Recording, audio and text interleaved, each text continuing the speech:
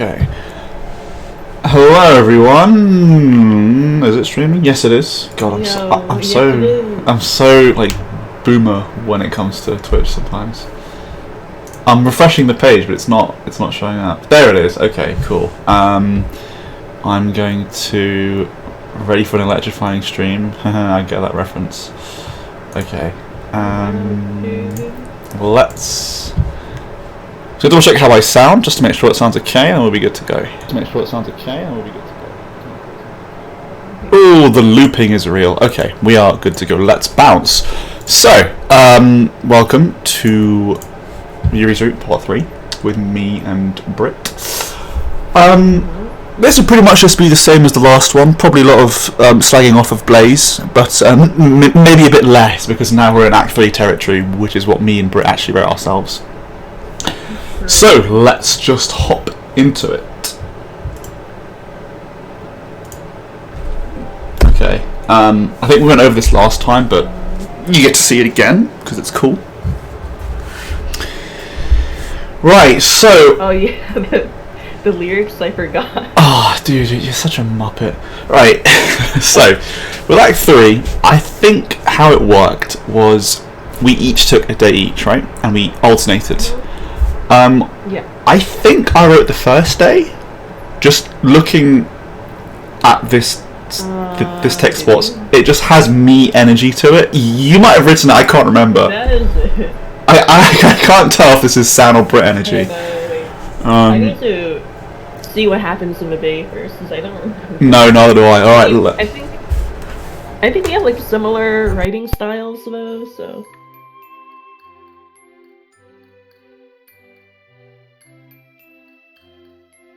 How does it sound worse? I'm literally using the fucking Blue Yeti.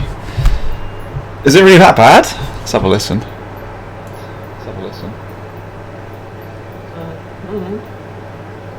I think it's fine. Just gonna have to roll with it. I can't be bothered to fiddle around with it. Wait. Okay to me. Oh, there's background noise? Okay. Fan.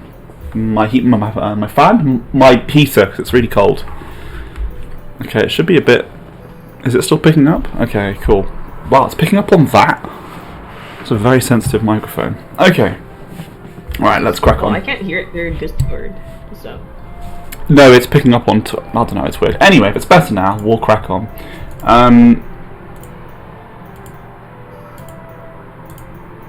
Yeah. I definitely wrote this scene, I remember. Or this day. I think this day kind of starts the same as Sayori's route, where it's just him being like, yo, we're dating now. It's not very original. It was really hard to kind of...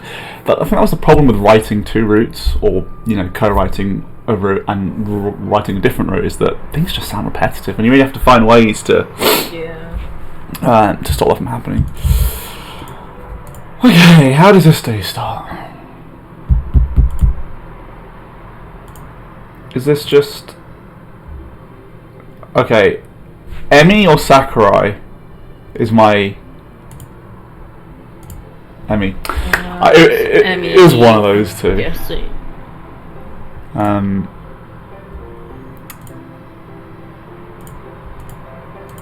I think we could have used Emi a bit more. I remember looking at some reviews of Blue Skies, and they were talking about how Emi and Yuri felt a bit like side characters, which is exactly what they are.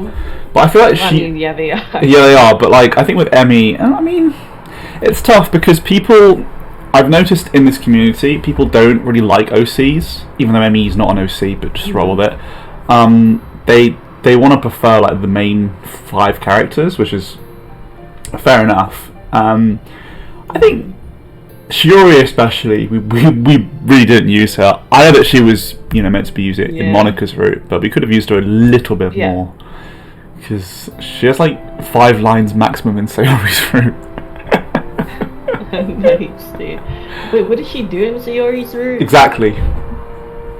Nothing. Okay, I just remember that I gave her a dog in Yuri's route. Yeah. That was it. Yeah. In Sayori, she like has like 2 lines. Emi's got a bit more in Sayori's route, but that's about it. Right. Also, you know, it would have been nice to give Emmy a few more facial expressions, because she has like 3. She has like that default cat face. She really has 3. She has the default cat face, the sad face, and the laughing face, and that's it. Yeah. And I remember when I was going through writing Emmy dialogue and assigning the expressions and stuff, there were times where I had to like reword what she said so it would fit the expressions, because we just couldn't be bothered to. I think at one point we might have discussed adding more expressions for Emmy, but we just never got around to it, or something like that. I can't remember. Much. It was a while ago. Yeah, I do remember like. Yeah, I do remember you complaining to me about how, like, so few facial expressions. I was like, yeah. There's other stuff I also need to draw. Oh, dude, there was so much stuff that we wanted to add that we just never got around to. It's crazy. Also, I was watching a bit of Katawa Shoujo gameplay. Is that the right word?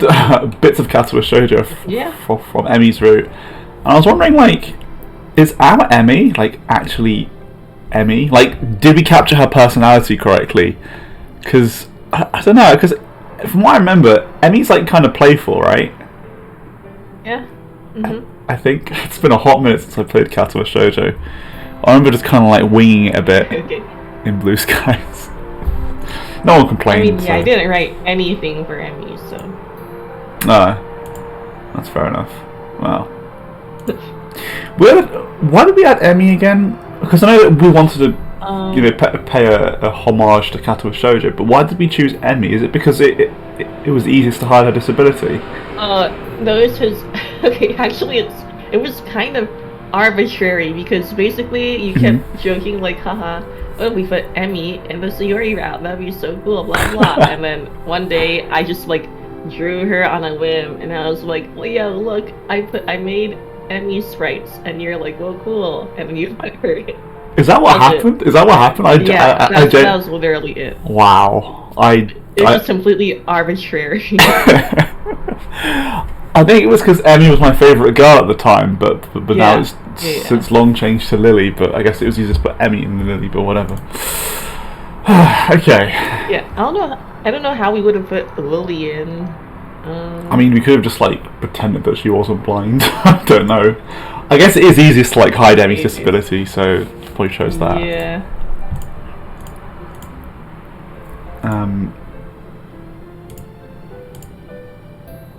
I like how Emmy kind of fucking throws him under the bus there by saying that he's been doing lots of research on history. Also, I don't actually know what the Japanese like history curriculum is like. I don't know if they'd ever teach anything to do with the Second World War. I know that we aren't technically on the Second World War yet, but it's like the 20s and the 30s, and it's like that period of time. I think Japan was being very aggressive towards China and stuff, and I think they don't like talking about that. So in hindsight, this probably wouldn't have happened. Like Japanese textbooks really gloss over like all the atrocities. Yeah. So we don't really talk about it. So. No, but Sakurai wasn't wrong when he said there were some interesting years. That's one word that we can use. Yeah. Fucking hell. Okay. This is just. Also, no one's talking in the Twitch chat, and I don't know if that's just. Okay, no, Chris is there. Cool. Whoa, look, Chris is there. Yeah, Chris, let me know when you wanna, wink, wink, and Forfun as well. Oh, by the way, something that I forgot to mention. You know the Christmas background that we made, guys? Well, I say we. It was more Serki and Forfun, but I completely forgot to mention that Forfun helped out with that. So if you wanna, pog over it, Forfun's there as well. Forgot to mention that last time, and I said I'd mention it now. So here we are. Do you guys still hold Katawa Shoujo in the same regard as you did before, or has it been too long since you played it? What do you think, Britt? Do you still hold KS in the same regard? Yes, considering that when we wrote Blue Skies, it had already been like, like 5 years since I played KS. So, and I never like replayed it while writing or anything. So I mean, since it had already been so long for me, like I still have the same opinion basically because it's just been years. And with me, I played KS in 2018 in April, I think it was, because I said that I'd play it as inspiration, but I ended up really enjoying it and I did Emmy's route. Thinking about my KS chronology, it was kind of weird. I did Emmy and then did Rin and then didn't touch the game for like 4 months. Might want to turn your mic down, son? Oh, okay. The sick gain. So, no more gains. Do let me know if it sounds a bit better. Is that like a toilet? Damn, everyone. That's Everyone is shitting on your mic, dude. It's the Blue Yeti. I don't know why people are... I don't know why it sounds so bad. It sounds great in Sayori's route. Feedback, commentary. Anyway, oh shit, fuck. I did not mean to do that. My spacebar is like low-key like broken. I think we both still recommend KS, right? Yes. The fucking short answer to that question is yes. You're muted, okay. What? I'm muted? Wait. Anyway. Wait. Oh yeah, also Schrodinger. Wait. Yeah, we did go over some of the cut ideas, I guess. Or more like we chat on the stuff that we changed, pretty much. Which you can watch the first stream if you want to see that. Or I guess second, technically. Can you guys hear me? I swear someone said that I was muted.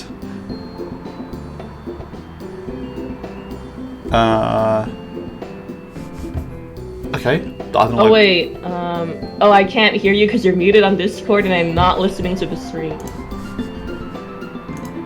Oh, I accidentally pressed the mute, but I pressed my fist hit my keyboard by accident, and anyway. Okay. Okay, right. What was the chat saying? Yuri stuff that we cut? Oh yeah, it was just shitting on Blaze, and like Britt said, you can kind of catch up on that. Yeah. What did we miss here? Oh, they're just talking about food. Okay, so this conversation here, Yuri asks, wait, is the music too loud? Because on my end, it's really loud. I don't know if it's too loud on stream. Like, can you hear me? If someone can let me know. Because it sounds super loud on my end. Not loud? Well, it's loud on my end, so I'll turn it down slightly. I don't know why that is. Okay, right. So they talk about what their plans are after school, and that's a case of after graduation, not just, Anyway, so in Sayori's route, this conversation actually comes up a lot later in the route. It comes up like latter half of Act 3, whereas in the Yuri's route, it's now. I think it was nice to have that variety. And obviously, people will notice that what MC chooses to go into post-school ideas kind of reflects which route he's on. In Sayori's route, he chooses psychology. In Yuri's route, it's more literary. I don't know what the Japanese higher education system is like. I assume you can study literature or psychology or whatever there. I kind of winged it at that point. Yeah, I'm pretty sure you can. Okay. I mean, okay, fair enough. Yep. There were some things that I just kind of, winged, and no one called me out on it, so it's cool. Yeah, I mean, fair enough. Oh yeah, I was gonna say, I think it suits Yuri to like talk about this kind of thing earlier. Yeah. I imagine that like she likes to think about like the future more and stuff, and like just think about her life in general. 100%, yeah. And that's literally what they're discussing now, while they're talking about, she's already spent time thinking about it. She wants to go to uni. It's a typical cliched answer.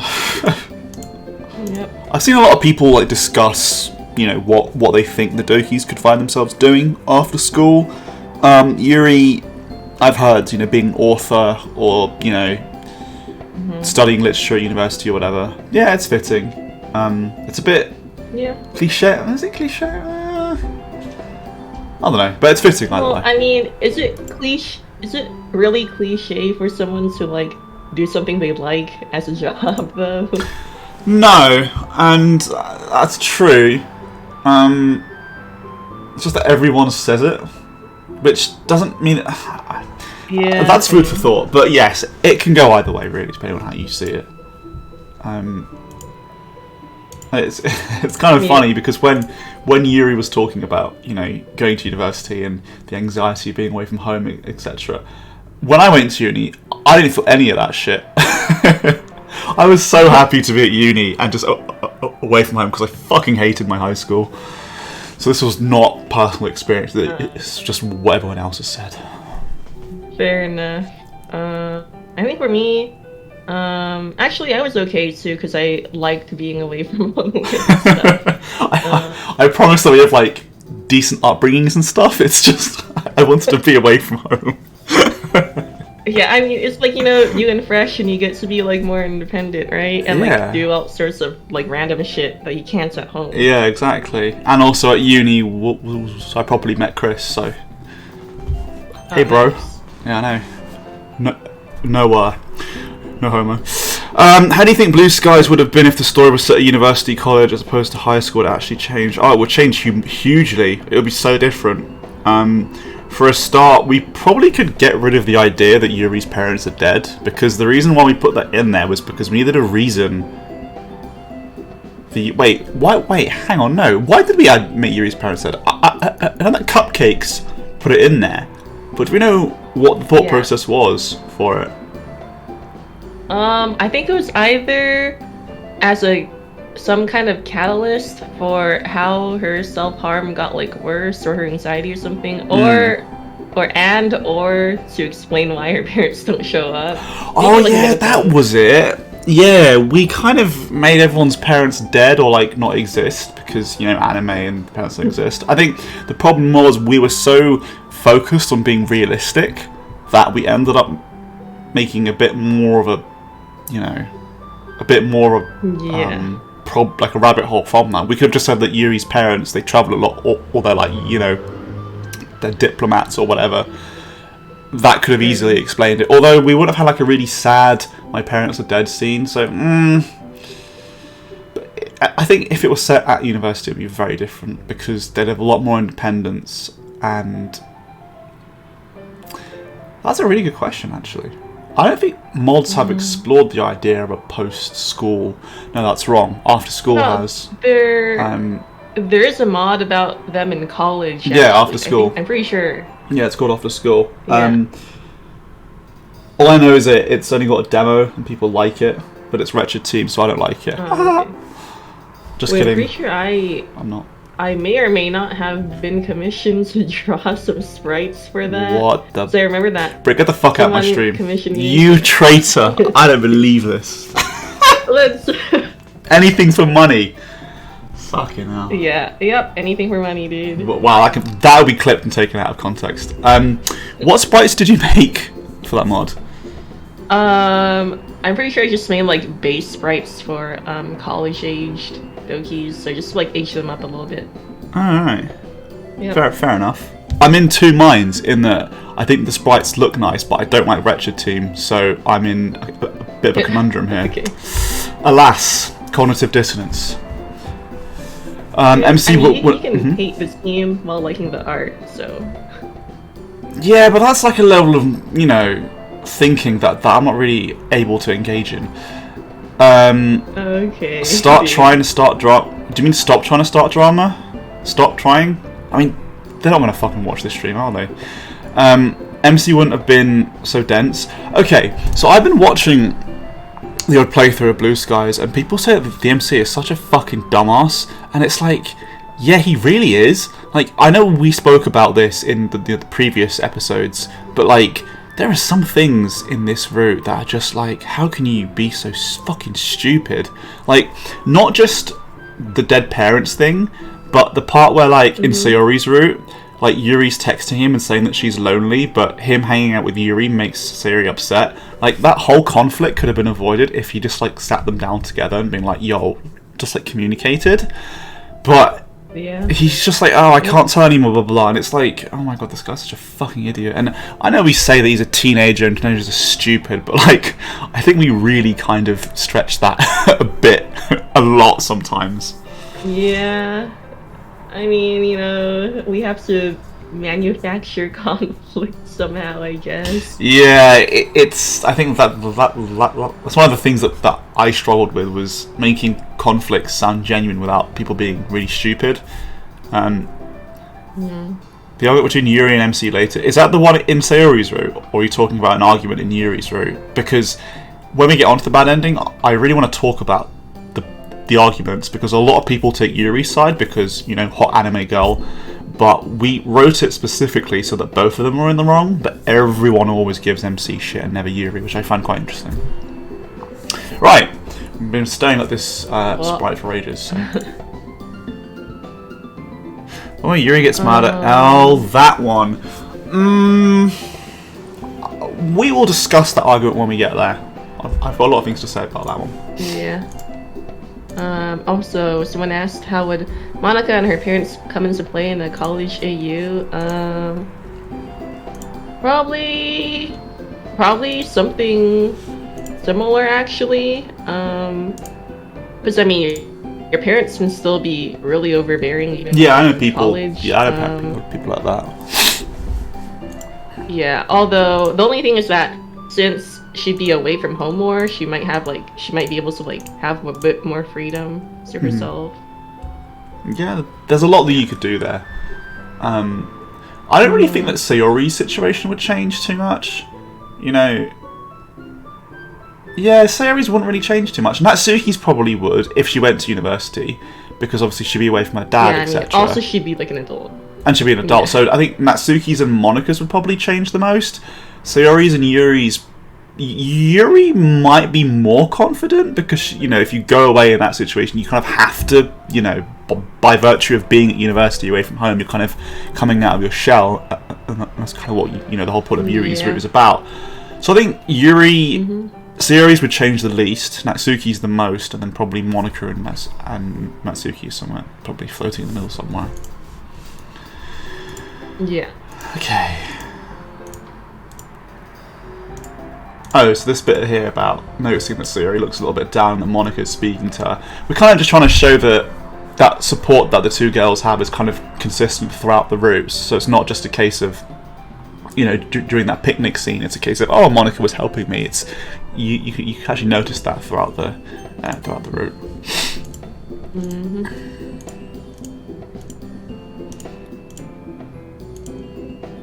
I'm so happy for you guys. And I remember writing that her smile was so big it was basically insincere as a joke, because it basically is. She's dying inside, just look at those eyes.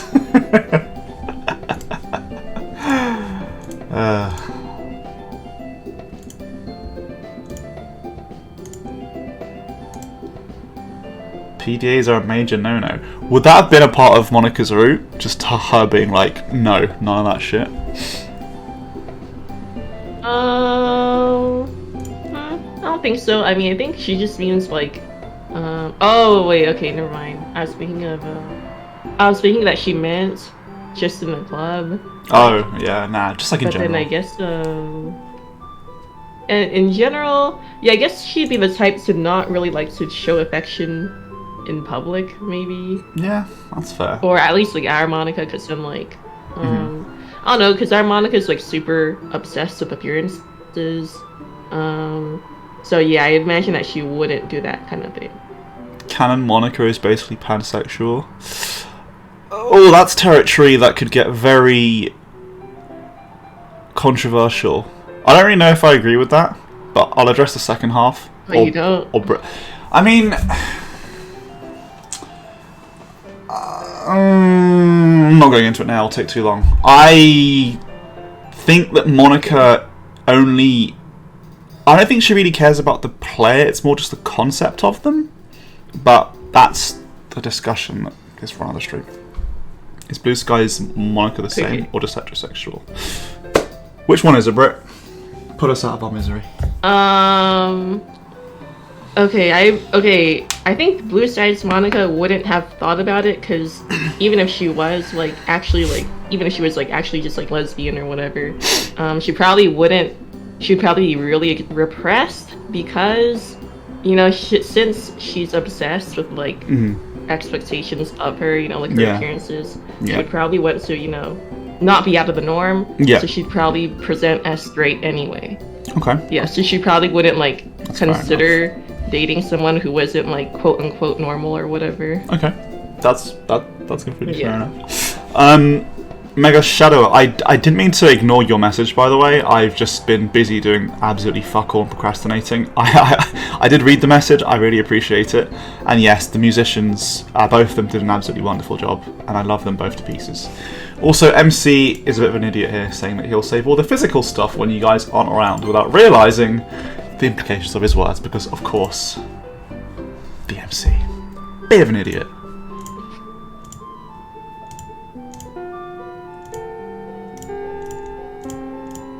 And of course, he's just desperately trying to scramble away. And I think Yuri slowly learning to like tease back is something that we wanted to weave in, because we don't want to keep her as this really overly shy, unable to do humour and stuff. We want that to kind of change a bit as her confidence and time with the MC grows. That was a really short day. I think you wrote this day now. Yeah, that was. What? Bruh. No. This day now, you wrote this one. Okay. I wrote the previous day, don't worry. I guess this is like a weekend thing?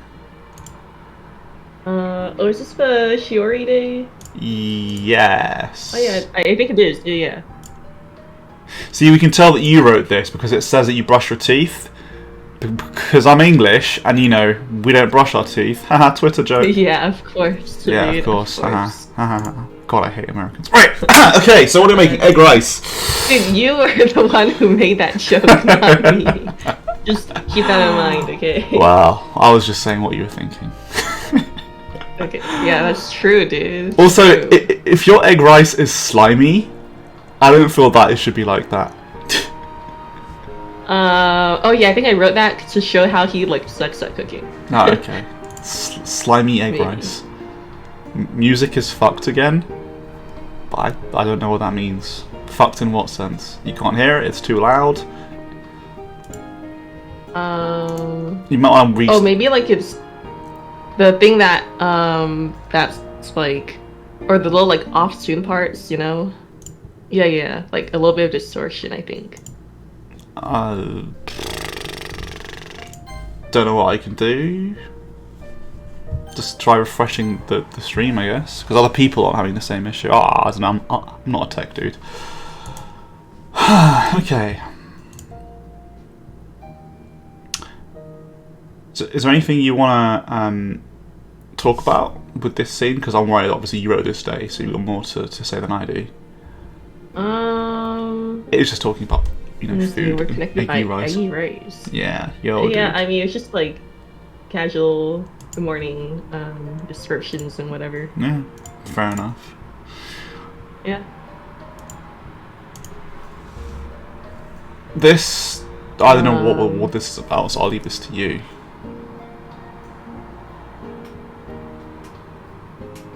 Wait, which book is he talking about? I don't know. Okay, I need to think about it.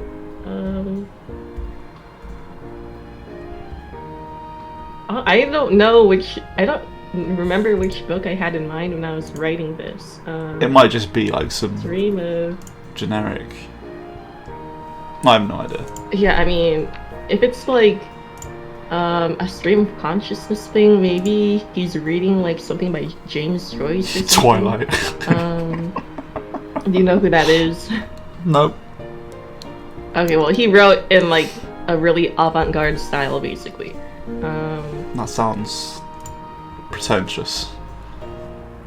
Yeah. Do you have any book recommendations? Yeah. I mean, I don't read fiction.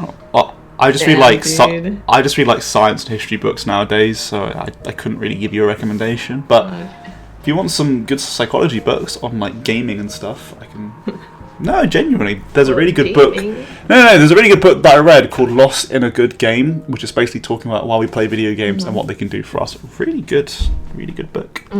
But we'll get onto that later. Okay. I'll never be able to reach the levels of girls who can wear skirts in freezing weather. Yes, we all know someone like that. Oh yeah.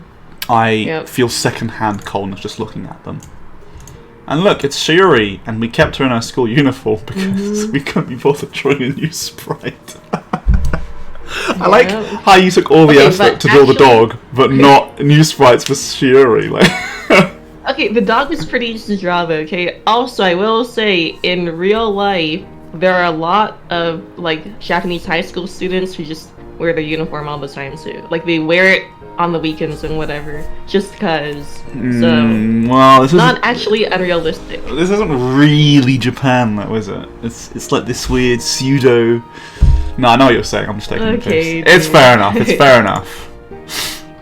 This is like the one Shuri scene that we get in like the whole mod. Oh yes, I had fun writing for her. What was her like personality? Like, what was your? She's kind of like spunky. She teases you a lot. Basically, she's like Natsuki if she wasn't a tsundere. So she's just like happy, cheerful, and like pokes fun at you and whatever. That kind of personality. Okay, that's fair enough. Now, most importantly, what about the dog's personality? The dog is actually a secret evil mastermind, similar to Monokuma. Yeah, I can see that. Yeah, the dog is the one who gave Yuri depression, dude. He took away Monica's rope. I'm the captain now. Wait, why did you call him Mochi? Isn't that a food? Just because he's white and fluffy. Because he's white and fluffy. Okay, fair enough. Yep. Gigantic blobs of white mochi. It's great. I find it funny that Shiori has like 3 times the amount of sprites that Emi does. Yeah, well, she was originally supposed to like be more of a character though, right? So yeah, well, yeah, and also loads of people thought that Shiori was based on that Love Live character. And I remember. She wasn't. And I remember, when Greg used to be around. Oh God, he was such a. He used to say that Shiori looked like that Love Live character, and it drove me up the fucking wall. And I'm so glad that. Right. Anyway. So, Otaku Den, yes. Yeah. It's funny how she uses those funny terms, and he's like, I'm not an otaku.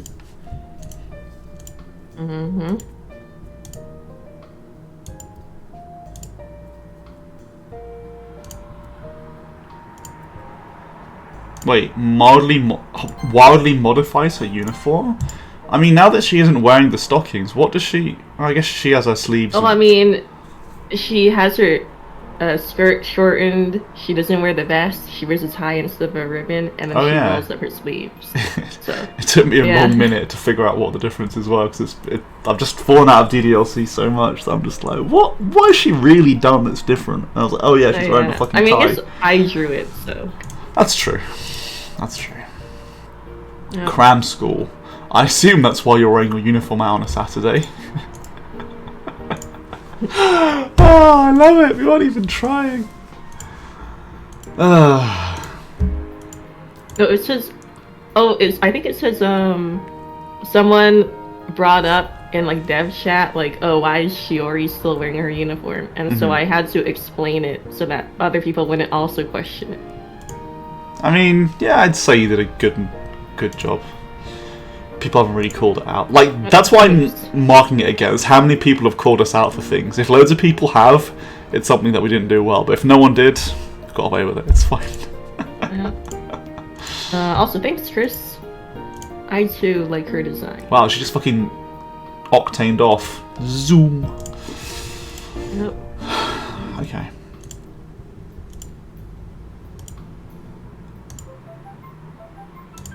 I think this conversation is a bit more Act 2-ish because we're on the bad ending. Unless... Because I remember that you're branching dialogue in the previous stream where she says, oh, like, you would never lie to me or whatever. Is there a branching dialogue? Yeah, or she's like, I'll depend on you like always or whatever. Yeah. Is there? I can't remember. The thief who gets released from jail and becomes obsessed with people who put him in there. Oh, yeah, wait, I remember. Okay, I remember what book that was now. Yo, it's Persona 5, because there's a thief in that game as well. Persona 5 invented jazz and thieves. Can you believe it, dude? Okay, what book is it?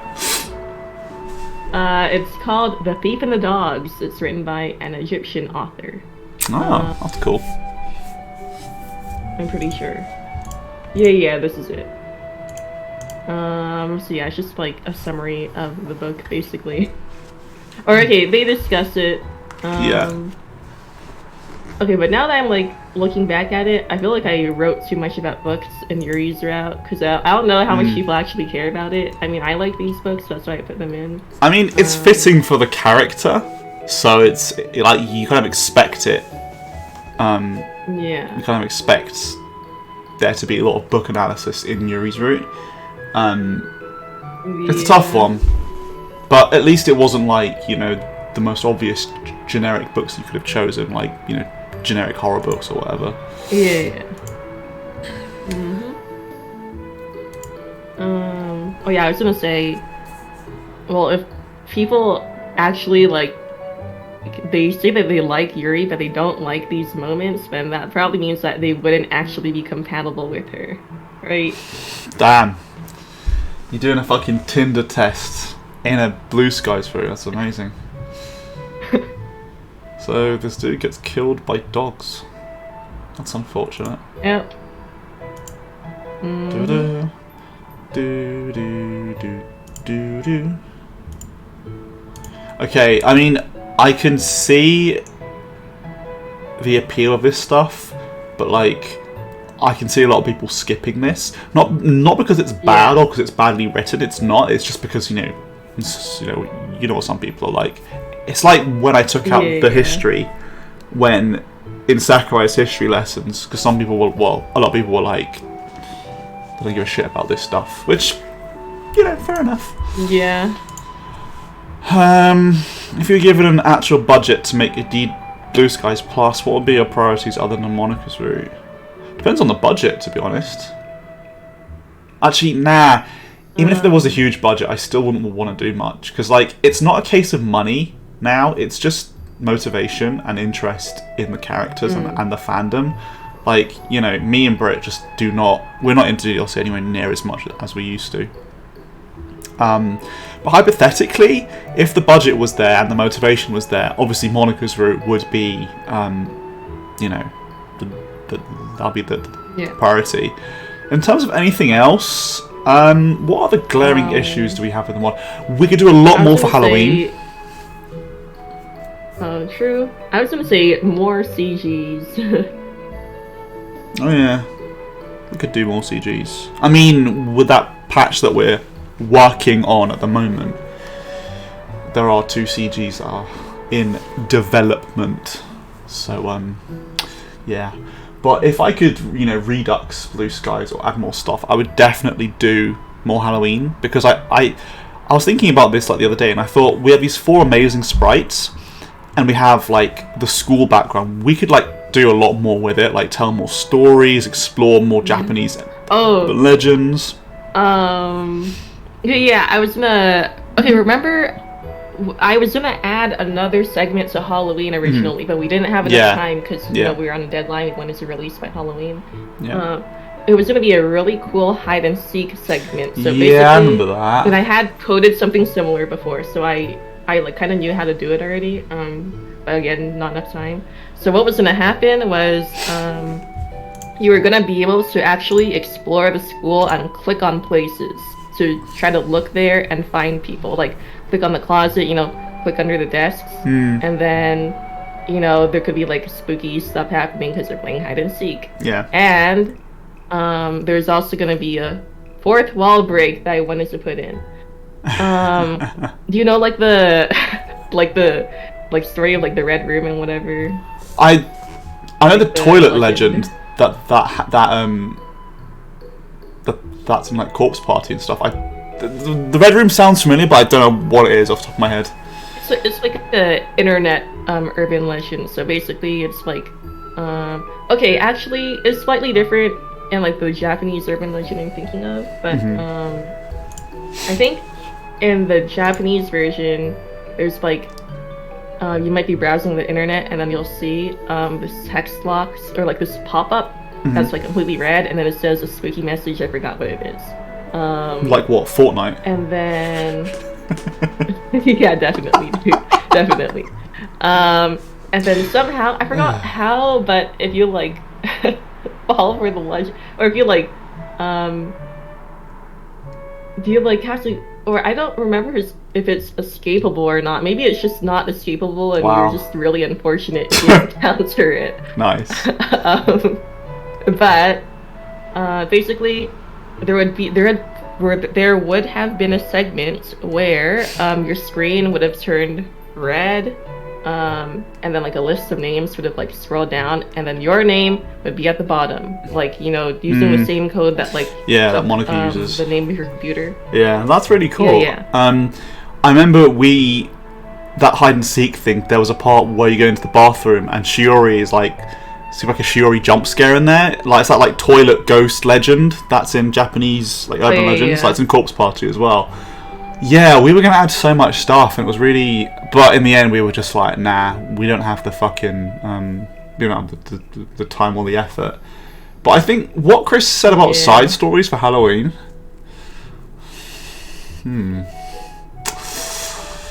Food for thought, that is. But yes, in terms of more CGs. I think Blue Skies has more CGs than most mods. Like, if you look at Purist, they have 4. We have like 10 in our mod. Like, we've already got loads. I think we've got the most CGs in our mod of all mod. I mean, I could be wrong because there are so many mods that have come up that I don't keep up to date with.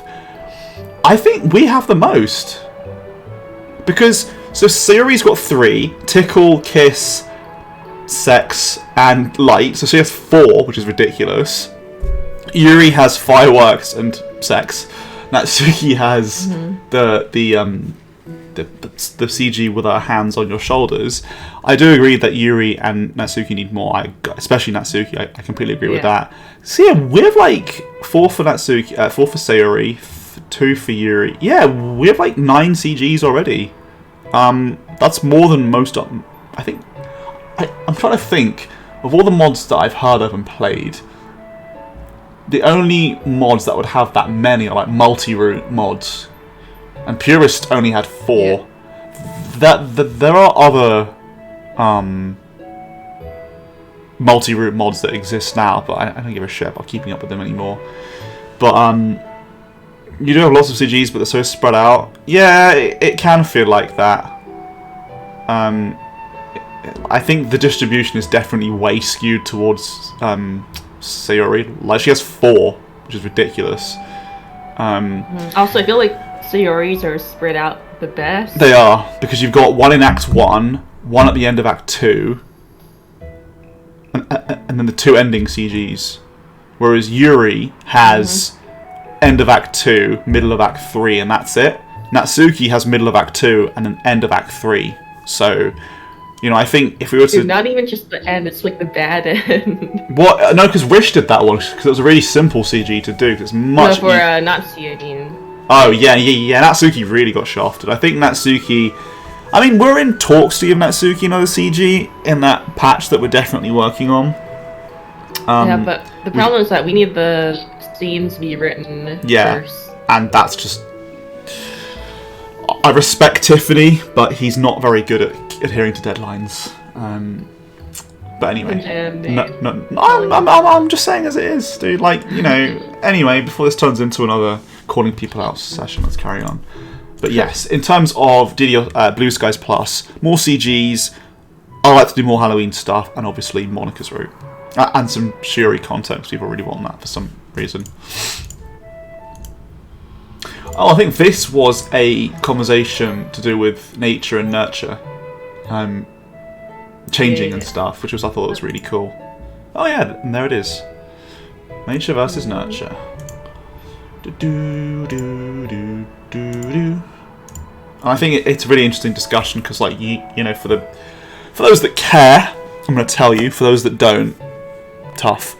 The whole nature versus nurture debate was like a big thing in you know, biology and psychology and stuff, but it used to be very much a case of black or white. So it's either nature or nurture, you know, defines someone's, you know, behavior and their personality. But now we've realised it's both.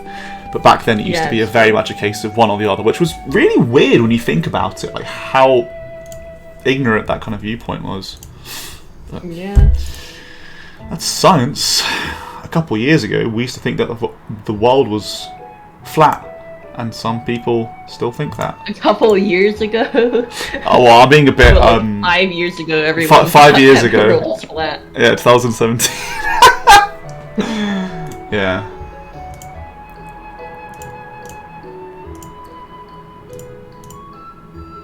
It's interesting that Yuri knows so much about which Doki is most likely to be a flat earther.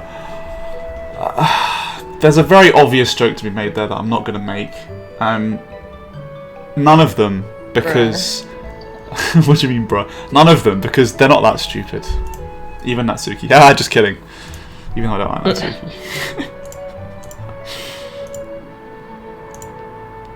Sayori, because she's thick as pig shit? Wow, that's...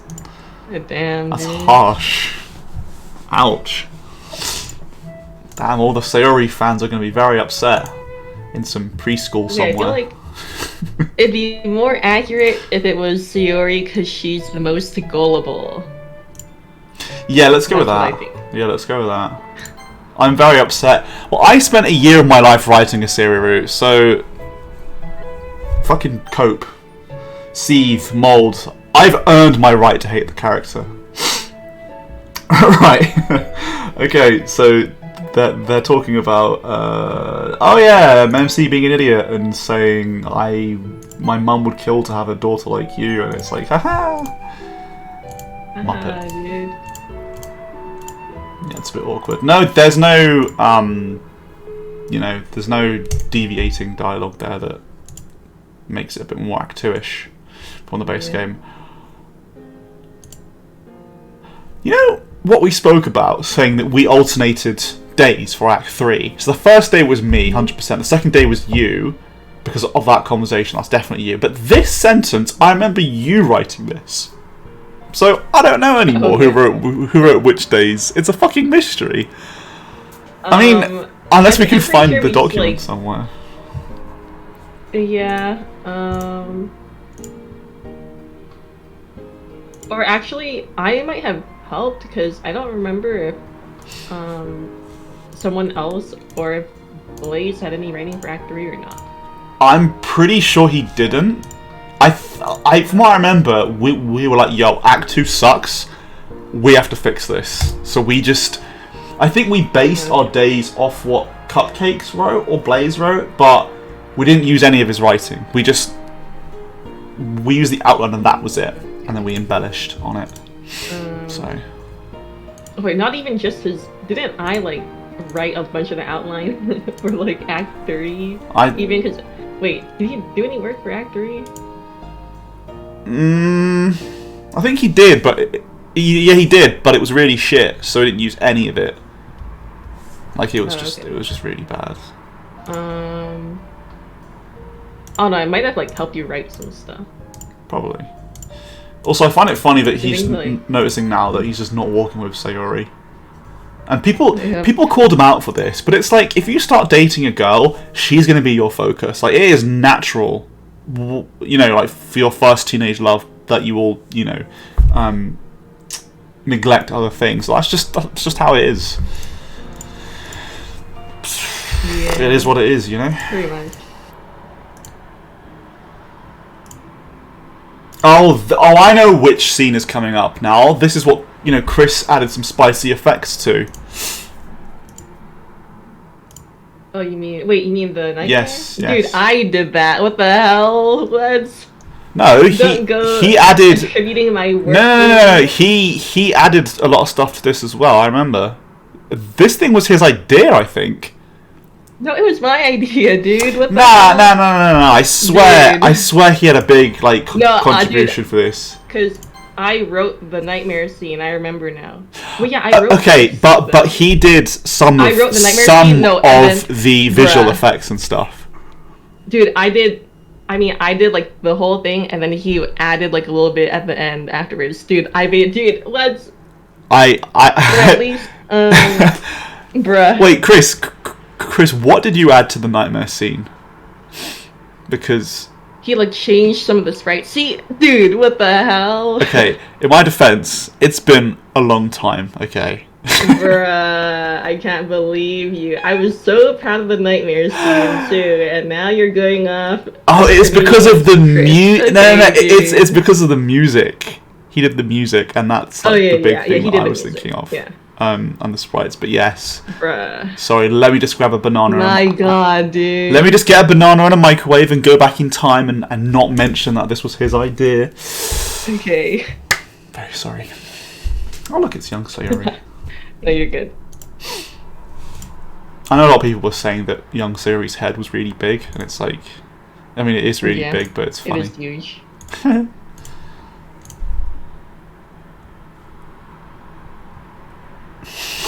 Auto mod. How about you tweak some bitches? It's going off on a mad one. Yeah, a lot of people, when they got to this scene, I remember they were like, "Yo, what's going on?" They were very on edge because of the lack of music and the black background. Yeah, I had a lot of fun writing the scene and coding it. Yeah, it was. I know a lot of people. There was a guy who reviewed this mod saying that he both loved and hated this scene because he loved it because it was a callback to base DDLC, but he hated it because it was a callback to base DDLC, and that he loves glitchy horror stuff, and then you gave him this taste of it, and that's all you ever see, and he's blue balled basically. Yep. But yeah, and the music. So where is the music? There it is. So this is just quiet here. Yeah. This is. I'm gonna turn it up, so I might be quite loud. This is Friends Forever. No. This is Rose Tinted Glasses, slowed down with some spooky reverb, and it's called Friends Forever. I think it's really good. It's. I'm not sure how well you can actually hear it. Fuck it. Let me talk a little bit more.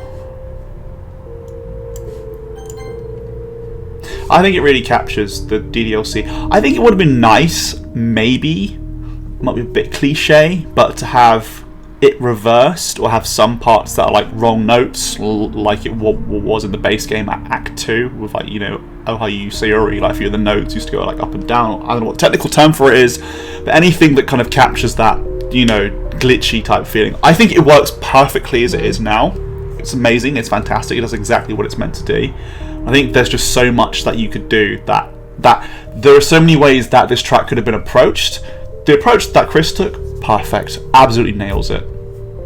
But there are other things that that could have worked, and it's really interesting, what you can do with music to kind of capture a certain type of setting. If Monica popped up with a forward-facing sprite, that would have been really cool. Although I think that wouldn't have really worked. Could have, but where would you put Monica?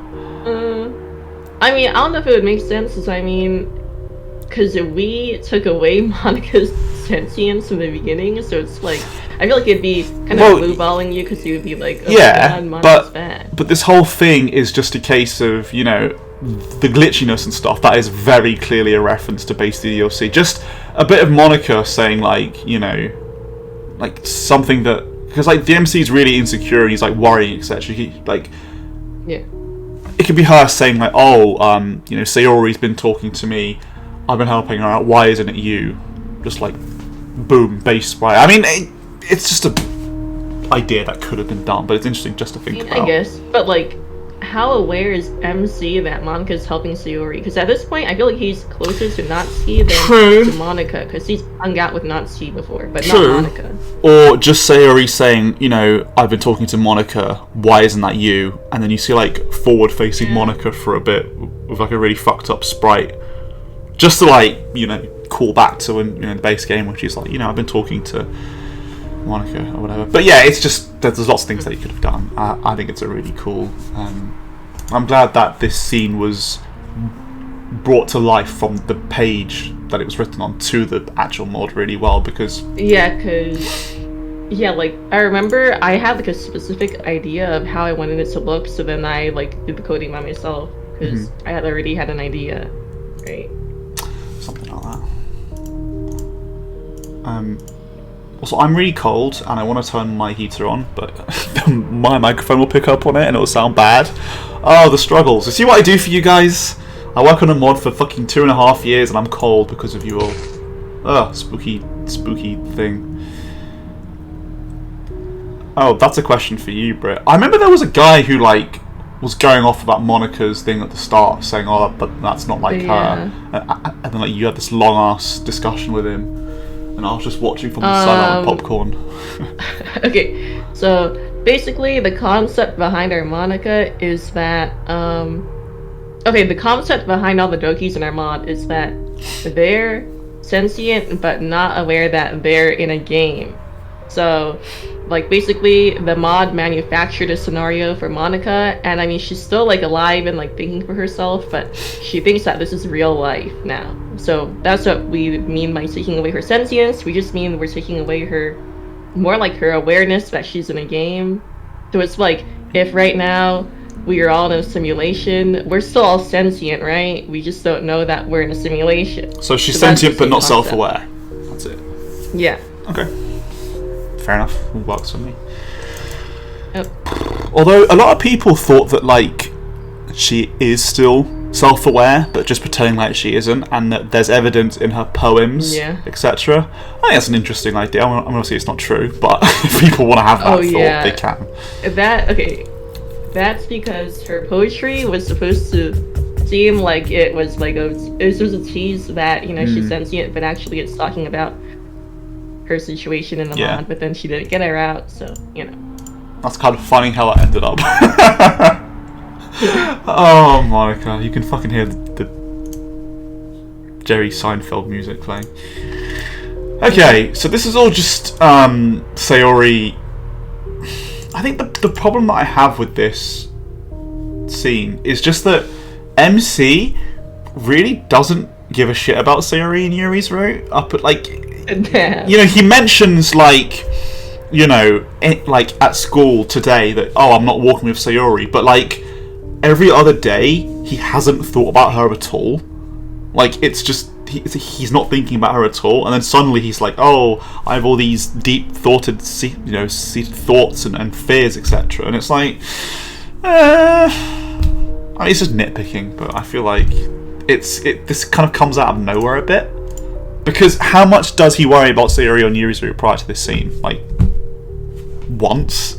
And then it's just like, oh yeah, Sayori exists. Pretty much. But, you know, that's just very much nitpicking.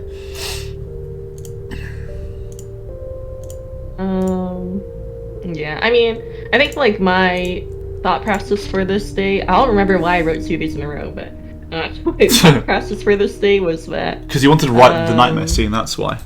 So you wrote the day? Yeah, probably. That's probably it. Oh, probably, yeah. My thought process was that he just remembered, oh, I'm supposed to be walking with Sayori, and I've been ignoring her. So then, I think, like, then he would have felt guilty enough to have her pop up in a nightmare. I don't know. Something like that. Because, I mean, he did tell her in the beginning of the mod, like, let's walk again together, blah, blah. So...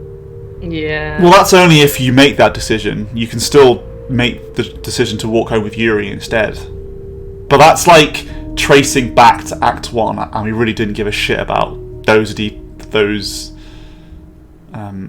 But, you know, it works. It's just me nitpicking. Also, this track, I don't think you can actually get this track on any... It's not on Spotify. if you download it on Bandcamp, you don't get it either. This track is like mod exclusive. You don't hear it anywhere else. I think. Yeah. I could be wrong, but yeah. Also, that spooky face. No, it's a bonus on Bandcamp. Well, I know nothing about my own. Oh. Well, I worked 2 years on. That's embarrassing. I mean, you weren't the one who put it on Bandcamp, but it was Chris.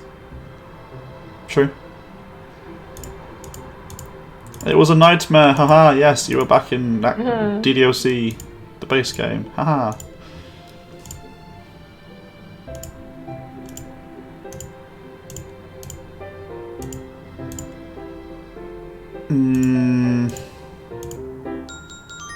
Haha, Pokemon noise. Monica. Let's see how badly it looks on stream. Oh, it's. I don't know why the phone does that. It's so weird. No idea, dude. I love these Kai emoji. I love that praying one. It reminds me of the boy. Boy.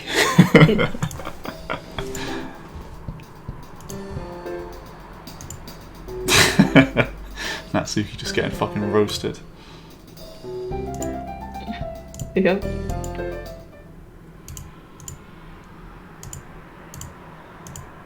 Yeah, actually, I wish I put more or put the group chat into more use. 'Cause it's actually kind of fun to write like the dokis in the group chat.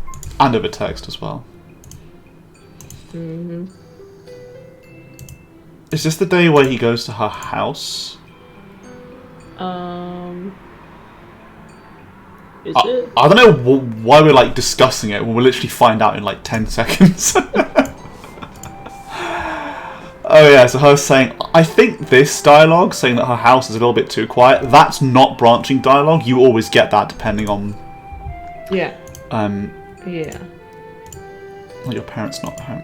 Yeah, I really regret how much of a dumbass we made this guy. Like, I think we either should have toned it way down in terms of how obvious it was. You know, I think we should have done that because we can't have like MC no, because I'll take away the big reveal. We should have made it a lot more subtle. Like, jeez. Yeah. It's painful how much of a dumbass. I don't know why we made him so fucking stupid. Like, I don't get it. No. Oh wait, she comes. We thought we were catering, huh? Oh yeah. Oh, because you wrote the first time he goes to her house, so. Oh yeah. How annoying was it to code branching dialogue? I will answer that from a writing perspective, not a coding one. It was a bit of a faff. There's some dialogue in Sayori's route that has a lot of branching stuff, especially if you don't go to therapy with her. There's a lot of that stuff there, and it was a bit of a pain in the arse to make sure that was all coded correctly. I think it's still kind of broken because at one point Momsy like repeats stuff or says stuff that he never told her. For real? The branching choices are on, but I don't give a shit about fixing it. So whatever. I was gonna say yeah. I would say the reason why it's annoying is because like there's really long branches, so you have to scroll a lot to go back up. I make sure that it works fine. Yeah. Especially when you've got multiple choices and a certain number of them trigger the good ending or bad ending, like it is in Yuri's route. I remember we tested a lot of stuff for that. I can't remember what they do on this day. I thought this was the day where he comes over and looks at her knives, but it's not. Do they just make like food? Does he find her cutting herself on this day? Oh. Yes, he does. Yeah, he does. He does. So yeah, he does. It's the hot cocoa scene, right? And then oh, thank God! This mod finally becomes interesting. I've been wanting to talk about the self-harm side of things for so long. Come on, the slice of life stuff is boring. Let's be honest. I guess. I find it boring, but maybe you don't. I don't know. I just don't like slice of life. It tends to be very monotonous. I mean, fair enough. Yeah. I mean, yeah. Like I prefer writing horror and drama. Murder mystery stuff. If you disagree, Chris, that's completely fine. It's your prerogative. You know, people are free to like and dislike whatever they want. If you enjoy it, that's great. And I appreciate that obviously this stuff is important to build up the bond with the characters. It's just, for me personally, it's a bit boring. And also because we wrote it. There's also that. Yeah. Microwaves are inferior devices as compared to stoves. Oh, I know a scientist who would disagree with that sentence. How did you handle the approach to self-harm? We will get onto that when we actually get onto the self-harm. There's a lot to say with that.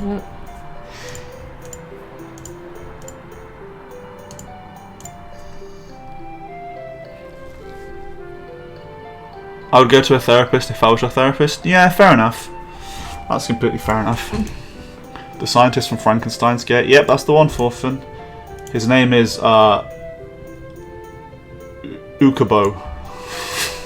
I don't know where I got that name from. It's Okabe, but stupid. Okay, right. What are they talking about? Sweets, coffee, chocolate. Yeah. Oh wait, they're talking about her mom. Okay, this is important, so I won't skip it.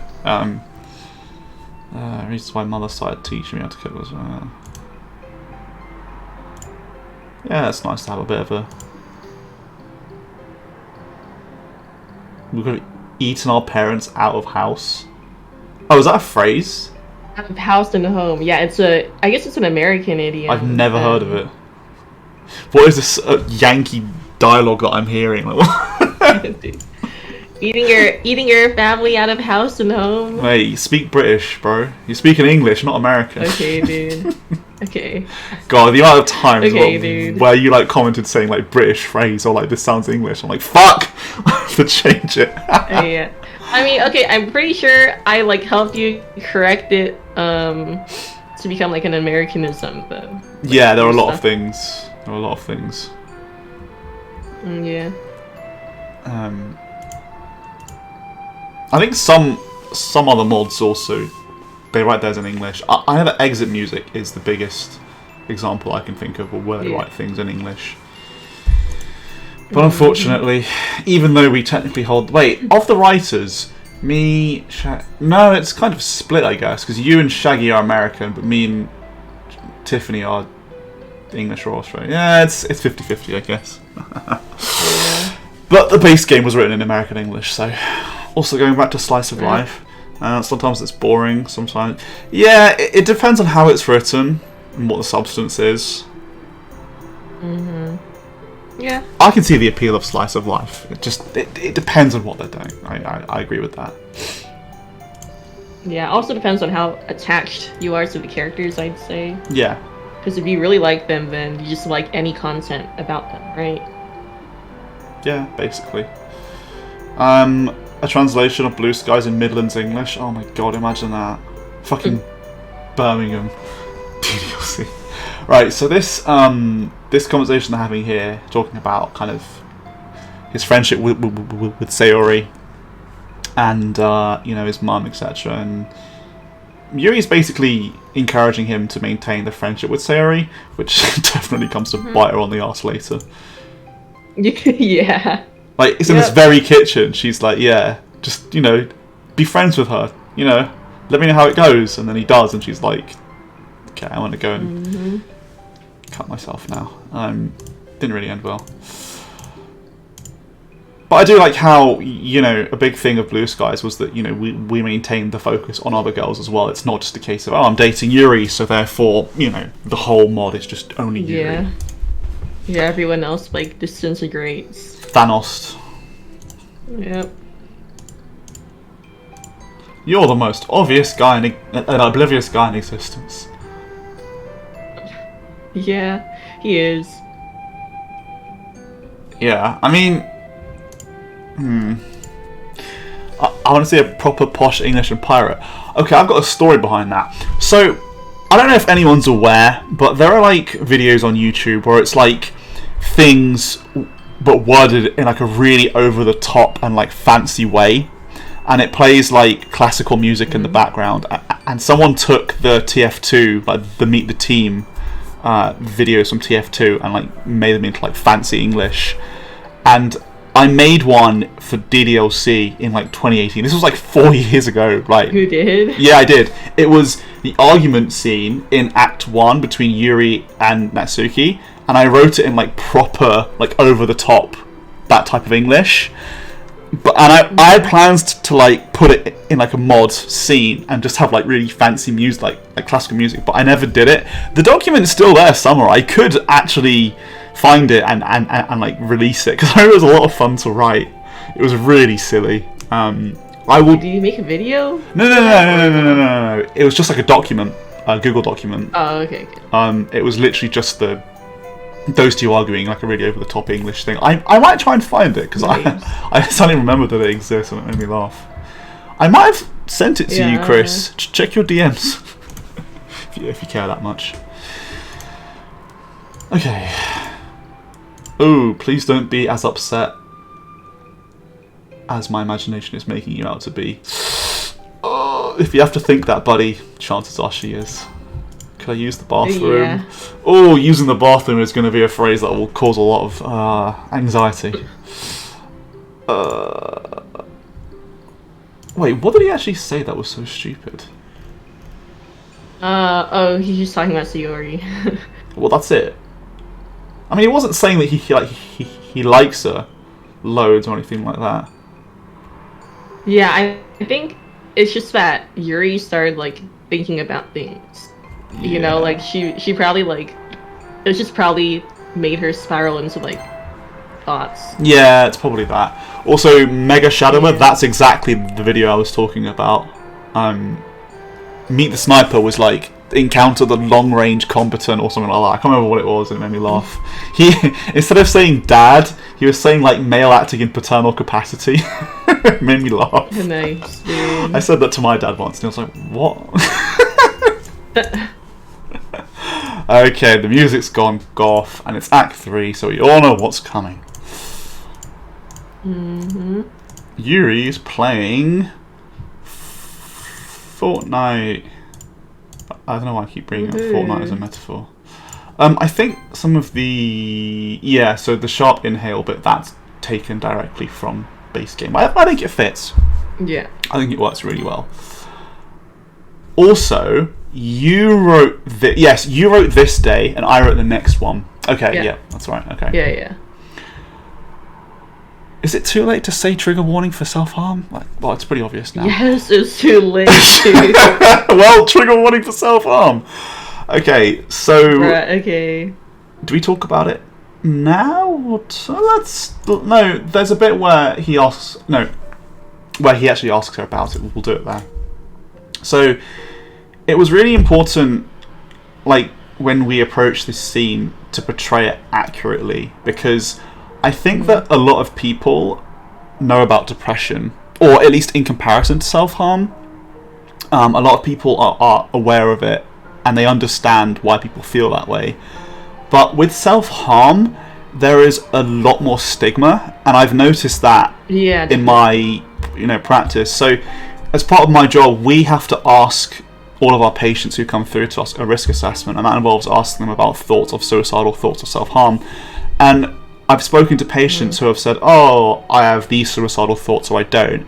And they say, oh, self-harm? No, I never do that. Like, it's just attention seeking. Like, people that do that are really messed up. And you really have to bite your tongue there and be like, okay, moving on, without being like, yo, what the fuck?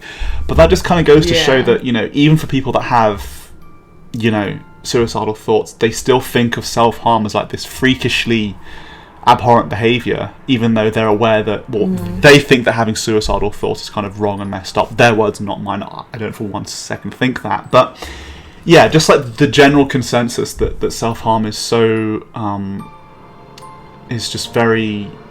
there's just so much ignorance about it, and it's so misrepresented. Well, no, it's not misrepresented. It's just that people misinterpret. I'm trying to think of isn't that, like, isn't that, like, wait, what's the word you're using again? The what, sorry? I mean, okay, like, no, I forgot what, I was going to make a remark on what you were saying, but then I forgot what you said. About how people misinterpret, or that it's misrepresented?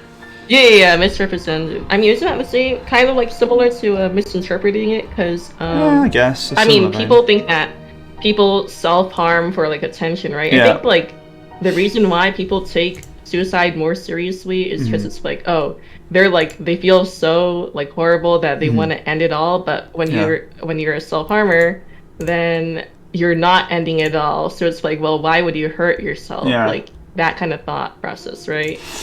Yeah, and yeah, also like emo culture, like yeah, like that. I remember there was a lot of like like emo punk, like emo pop punk, emo rock music, like way back in like the mid noughties. That I wouldn't say like glamorized self harm, but referenced it a lot, and a lot of very impressionable teenagers kind of picked up on that. There's also yeah, like it just generally really like just that general association that was never really shrugged off. And obviously things like suicidal thoughts and self-harm is still a very much a stigmatized thing. It's getting less so in the UK. I'm not sure how it is in other parts of the world, but so I think self-harm has got a long way to go than suicidal thoughts does in terms of kind of stigma breaking and stuff like that. Dominator, I hope that you're feeling better, and I appreciate that it must be a very difficult time for you. And you have to thank us for writing about it. Like, it's kind of our job to try and bring light to these things, and I'm glad that it's not resonating, but it's bringing attention to things like this in a way that doesn't feel disingenuous or fake. If that makes sense. Yeah, and then I was also gonna say. Something else I noticed in a lot of mods and like this kind of content in general is that there's a lot of romanticization of self-harm, which is something that I really wanted to avoid, right? Like I remember talking to you specifically about that, because I mean the thing about self-harm is that when you self-harm or like self-harmers, like that it's not like good or whatever, but you still do it anyway. No. I think. Who was it, Forfin, who said that is kind of similar to stress relief or like a hidden guilty pleasure. Yeah.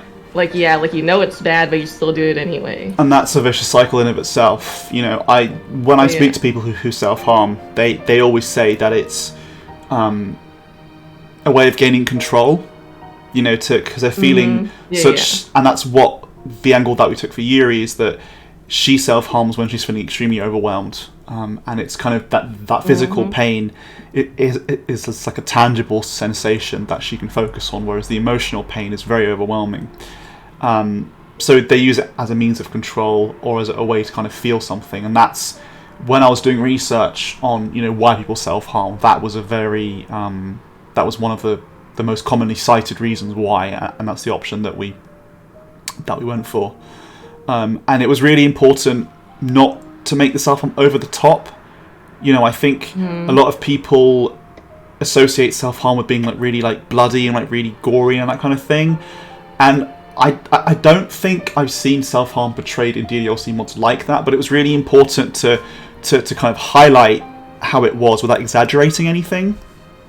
And I like to think it was accurate, because that was really important. Like, if there's one thing that we wanted Blue Skies to be, it was the realism. Like, I would gladly take people saying it's boring over it's exaggerated, especially when it comes to self-harm, that kind of thing. Yeah. That was just really, really important.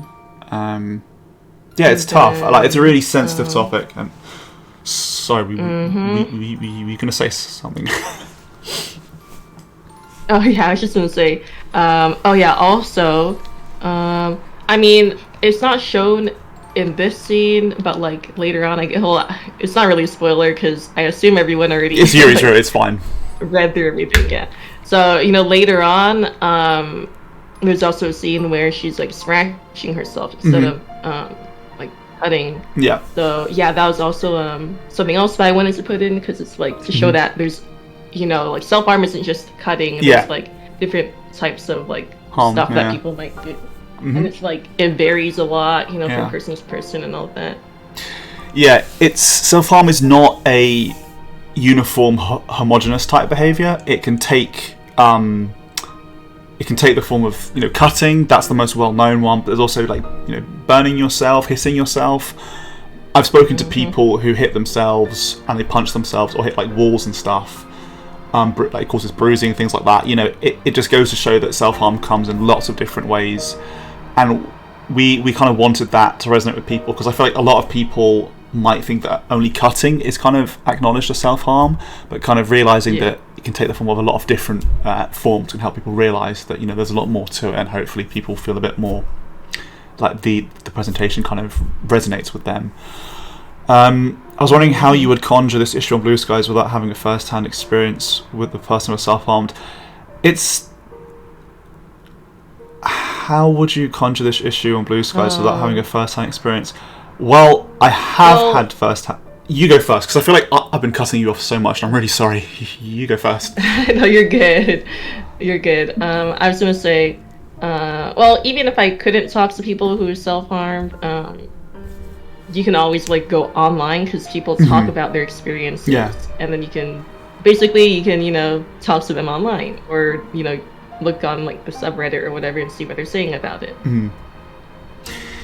Yeah. What were you gonna say? I was gonna say I've had both the personal experience. I don't self-harm myself, but I've spoken to people that have. And I obviously did psychology at university, both as an undergrad and a postgraduate, so I got a lot of research as well, which was really, really helpful. So I kind of got to see both the theoretical side of things, like what's in the literature versus in the flesh, and kind of seeing what people actually do. So that was basically where the kind of experience for self-harm came from. I think, Brit, you did psychology as well, right? Yeah. Did you study self-harm? So basically the same thing as you. Yeah, a little bit. Yeah. I mean, mostly it was like focused on like depression though.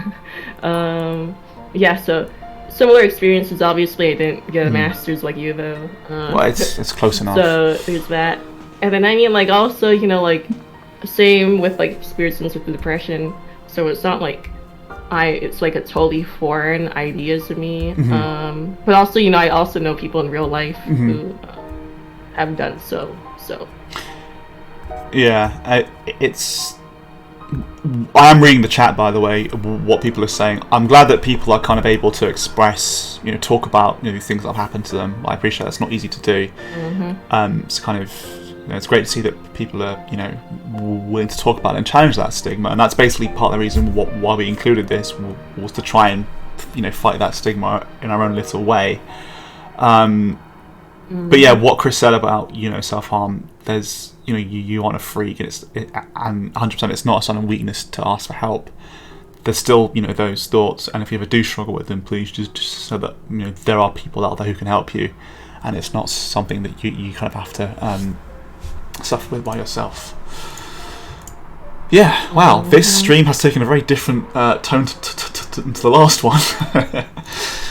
I mean, yeah, dude. Oh, I'm not complaining. I just think it's kind of funny that, we went from shitting on Blaze to being like, But I think... But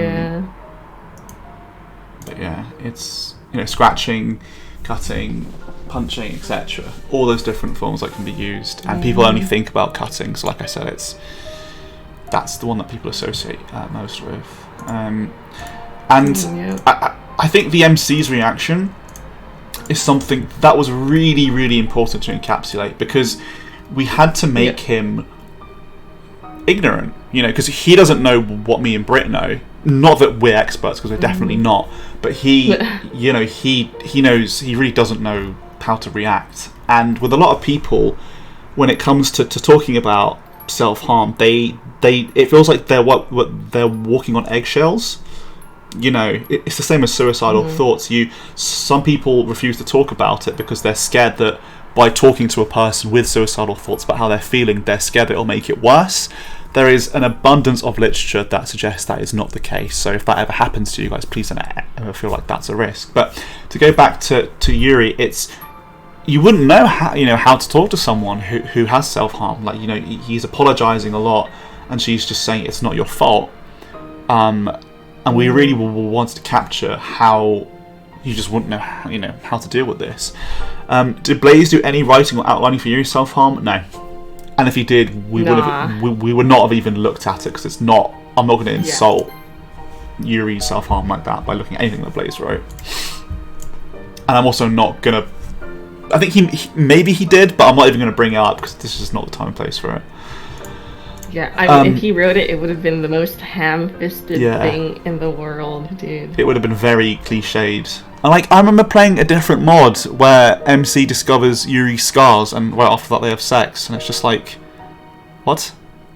I think you complained to me about it. Yeah, like, what? Oh god, Yeah. I'm reading that and I was just like, part of me is dying right now. Just fucking hell. Yeah, it's a very tender scene. And speaking about the music, so this is Deep Wound, which is up there as one of the saddest tracks in the mod. I think it's between this or Out of Reach.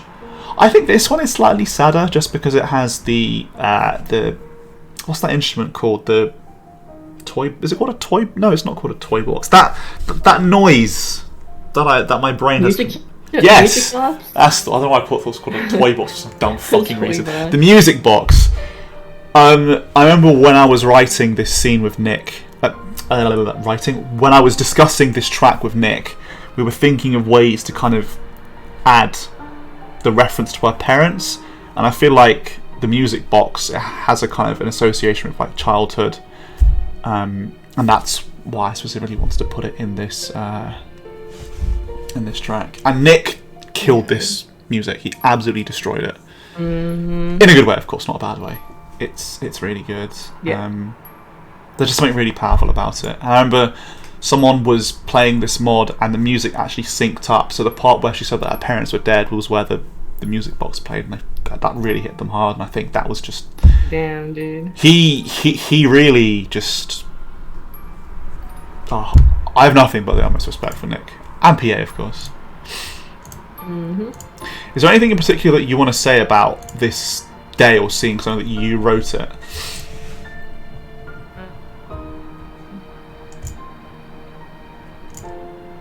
Let me think about that.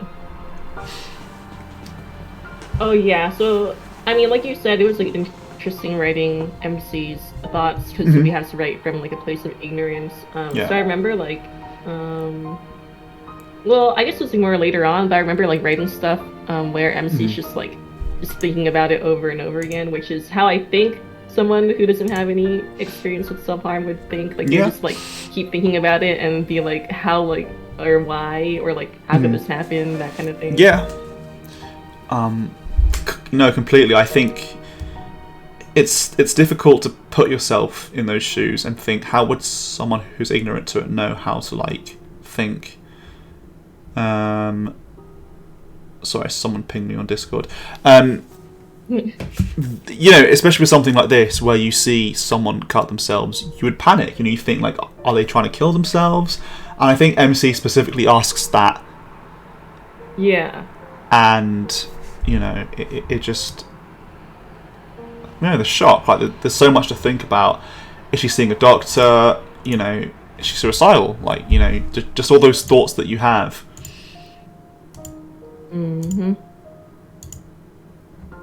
Oh yeah. So he's thinking about it now.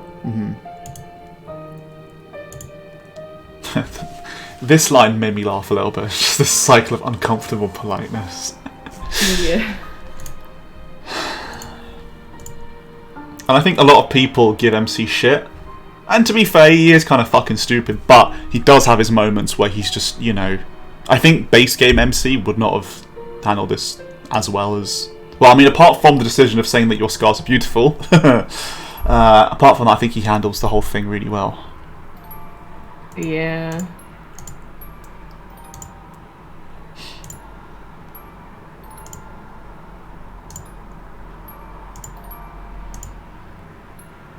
I think this scene in particular was where the spriting was really, really important. You know, having her face change at certain moments and like having her turn away, etc. I think, and I could be wrong, I'm really sorry if someone else did this, I'm scared to say this in case I'm wrong. I think that I did the coding for this scene, or was it Chris? Chris did it. Okay, well, fuck me. I'm not going to say anything about it. Oh yeah, this is a new sprite we added. There's a couple of new sprites for Yuri. We wanted one of her looking kind of angry-ish, but with tears. That really powerful sprite. And I think it's really interesting that you know, Yuri saying that she wishes that she could be Sayori because she's just really cute and bubbly, whereas in Sayori's route she's saying, "Oh, I wish I was like Yuri, like really intelligent, really elegant and shit." It's kind of that kind of, you know, parallel that the girls have between each other. I thought that was really nice. Mm-hmm.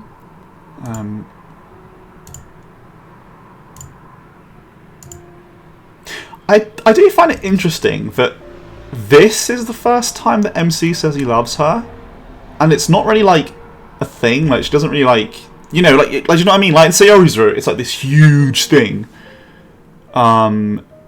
Whereas in Yuri's route, it's just like, yeah, I love you. And it's just like, cool. No worries, Chris. You do what you got to do, man. Look after yourself. No worries, mate. But yeah, I just think, yeah, it's fucking hell. Like it's weird because I'm viewing this scene as someone who kind of have seen it a million times, so it doesn't do anything for me. But having said that, I can still see, you know, for someone that hasn't seen it a million times, like the impact it would have. I guess, yeah, this was a really well done scene, Brett. So, thanks, Pog. dude. Pog, dude. How often do you do it, etc.? Why do you do it? Like all those kind of questions that you have. I'm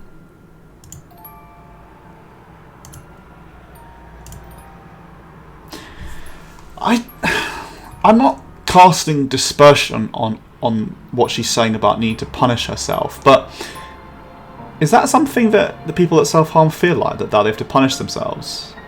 I think I think that sounds vaguely familiar. It's not ringing as much of a bell as, you know, control, etc. Is that as a control? Yeah. I mean, I'm pretty sure we wrote Yuri to have multiple reasons why she's doing it, so I imagine that punishing could be one of them. Like, or you hate yourself so much that you want to do something to yourself, you know? Okay, yeah, people are saying yes. Okay, fair enough. That's completely fair. Also, saying that you have to stop doing this is actually a really dangerous thing to say to someone that self-harms. Yeah. Because that's how they cope. Like, that's their coping mechanism. If you take that away, then it could, you know, potentially spiral. And we were, you know... Yeah, so that's why... Yeah. You know, we were told in our service never to tell people that self-harm to stop doing that, in the same way that you wouldn't, you know, tell an alcoholic to just stop, because that's how they cope, and they have to gradually just stop. It's that easy. Just stop, forehead. Yeah, like, yeah, just stop, dude. Yeah. Stop it, lol. Yeah, I was gonna say, yeah, isn't that also one of the reasons why you shouldn't take away, like, someone's knives or whatever they use to self-harm? Because if you do, they're just gonna find another way to do it. They're just gonna do it more dangerously. That is an interesting one, because we... No, actually, it depends on. Really? It depends on how severe the self-harm is. Like, if someone, because I spoke to a patient who is aware that she self-harms a lot, and it's got to a point now where she's told her partner to, like, hide, like, the razor blades and the knives, etc., because she doesn't want easy access to them. Oh yeah, I meant, like, just taking it away without saying it, or, like, you know, talking to them about it. Like, you know, just going like, oh yeah, I'm just gonna take away your knives. So that's what I mean. Yeah, it's an interesting one, because obviously you don't want them to hurt themselves, but they need to. You can't just take it away and be like, function, forehead. It's a very I know that with, like, if you self-harm with, like, taking medication, it's really important that, because we speak to patients who have said that they lock medication away, or they've got their partners do that to stop them from ever doing it in the moment. It's a very interesting one. Also, MC saying that talk to your parents about it. Oh, MC. Oh, not good.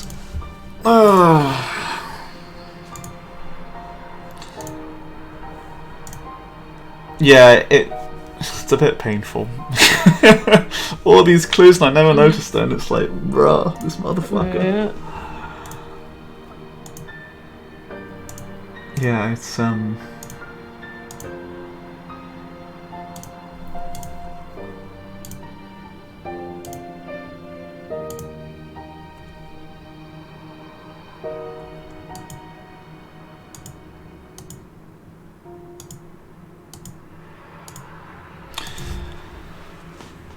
Oh yeah, so this question here. I think this is a very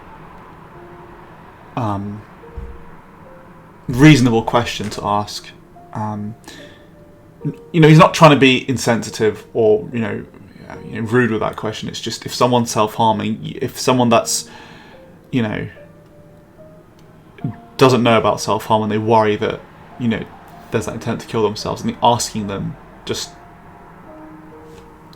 directly, because we're told that if someone's suicidal, if you talk to them about the suicidal thoughts, you aren't gonna make it worse or put it in their mind. And it's really important, I think, for MC's case, just to know, because if he's worried about her killing herself, that's really important to know, isn't it? It's a difficult question to ask, obviously, but just I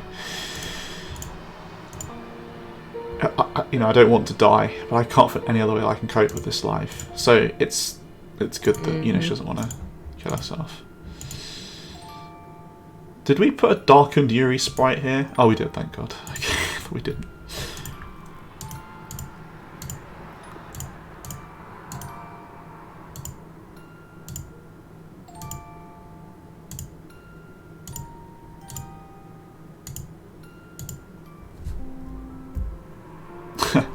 I like how after you get that really sad scene, you get a nice happy transition.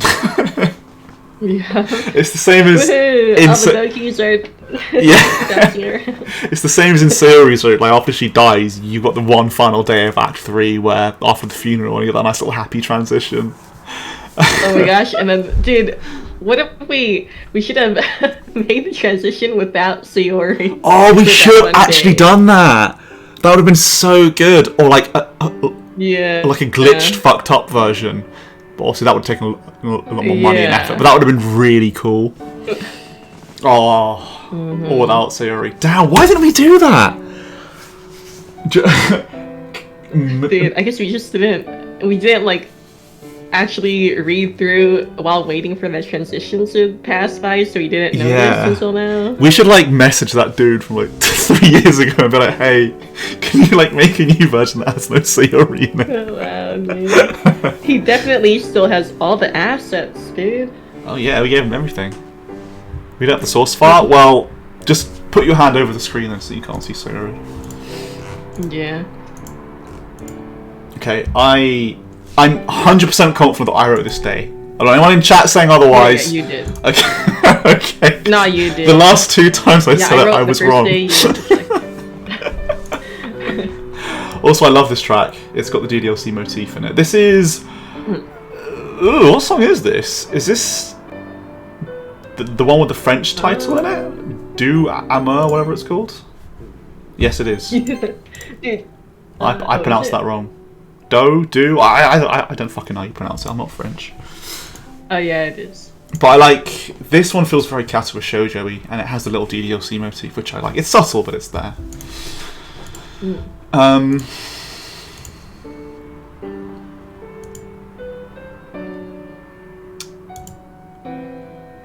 Yeah, I don't really know what to add to this. Just a nice intimate scene where he cars up with Yuri.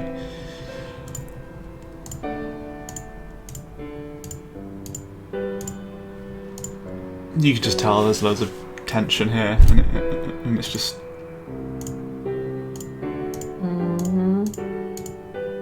So it's one of the rare times where she's a bit assertive, saying she doesn't want to talk about it.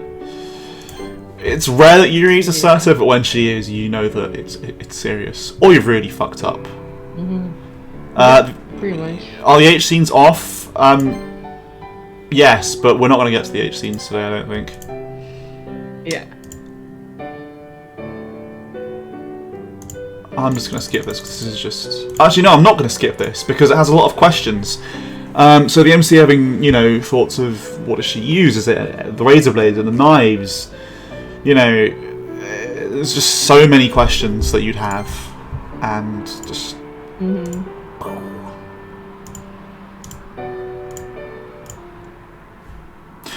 I don't know if there was actually a proper transition there. I just clicked through the text box really quickly. I'm not sure. Yeah, I'm not sure either. Doesn't matter. Okay, so oh god, this scene is going to be heavy. The MC just has like loads of questions for her, and it's good that she is open to talk about it, because if she refused to talk about it, oof, that would be extremely difficult to kind of deal with, and I feel like that would just, Yeah. I can easily see Yuri being the most dominant of all four girls when her personality develops later in her life. I'm not sure what you mean about her personality develops, because also no, I think Monica is more dominant. Sayori is definitely the least. True dom.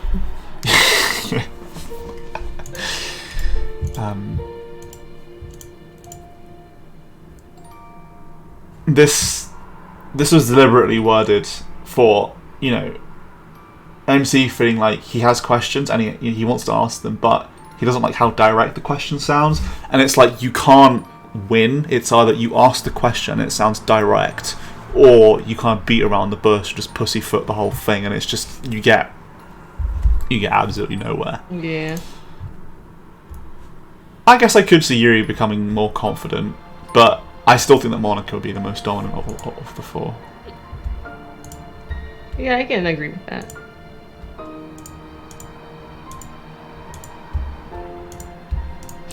So, her saying that the self-harm is a way of coping, to deal with thoughts and stuff, I think that's very...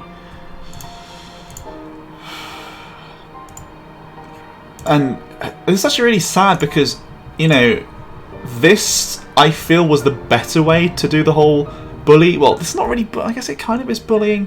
Rather than having like a very ham-fisted, Mean Girls style bully dialogue that Blaze had, it was better to kind of reference it as happening, in the past, and her saying that people didn't like her, etc. And that they were just constantly making fun of her. Yeah. Well, the way I see it, like, I imagine that they just like kind of ignored her or like left her out of things rather than like just straight up bullying well, her. they did, but they also saw her as creepy and a freak, etc. So it was kind of both. They, the quiet girl, because I think she's quiet and she has this fascination with things that are against the norm, like knives and creepy shit, and a lot of what people are like in high school, that they're fucking animals. And it's really sad because it got to a point where it became internalized. People say all this shit about you, and then it gets to a point where you believe it yourself. And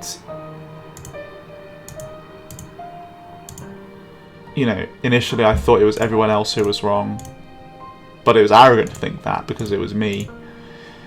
If it was just the one person who judged them, then she think it was their problem. But the fact that everyone did it makes you think. I think this was the trailer line. It gets to a point where you finally realise it's not. And there were a lot of lines we could have chosen, but I think this one's probably the most hard-hitting because it just shows that it's not a case of, people don't like me. It's a case of they don't like me, and I know why they don't like me, and I agree with it. I think that's... it's having such an impact on your self-esteem and the way you see yourself. I guess looking back, it's kind of surprising that Yuri isn't depressed. I mean, depression and self-harm are very common, like, with each other. I mean, yeah, I was going to say. I guess we made her not depressed because that was, like, Sayori territory. Yeah, that's pretty much it. Yeah. But I think in reality... Did we ever talk about it? I feel like we... Yeah. I feel like in reality, Yuri probably would be very depressed as well because of no parents, very little friends. Maybe developing a personality isn't the best term, but when she accepts herself, gains confidence through likes experience. Yeah, I can see that. That's completely fair enough. How much of that is in Yuri's head, like people thinking that of her, especially if she doesn't talk to people? That's actually a really good question. It's difficult because we only have Yuri's word for that. I think it's very reasonable. Well, to think that happened because you know what people are like in high school, they'll pick on you for anything. I think, yeah, I mean, we could have expanded on it maybe in like earlier parts of the mod, but we didn't want to put like bully dialogue in, that kind of thing, so we just kind of left it. But I could definitely see it as a mixture of the two. It's probably worse in Yuri's head, but she probably was bullied for that kind of thing. But we get onto that a bit more in a bit, where she says it wasn't too bad because she had her parents to help her.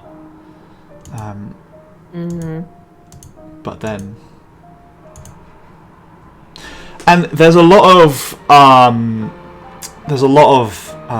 mods that interpret the self-harm in different ways. Like when it started, I think New Eyes, which is a real throwback, did it where she... Oh my gosh. I can't remember, but it was a really stupid reason because Chris was complaining about it to me. And I remember it was pretty dumb, I just can't remember what it was.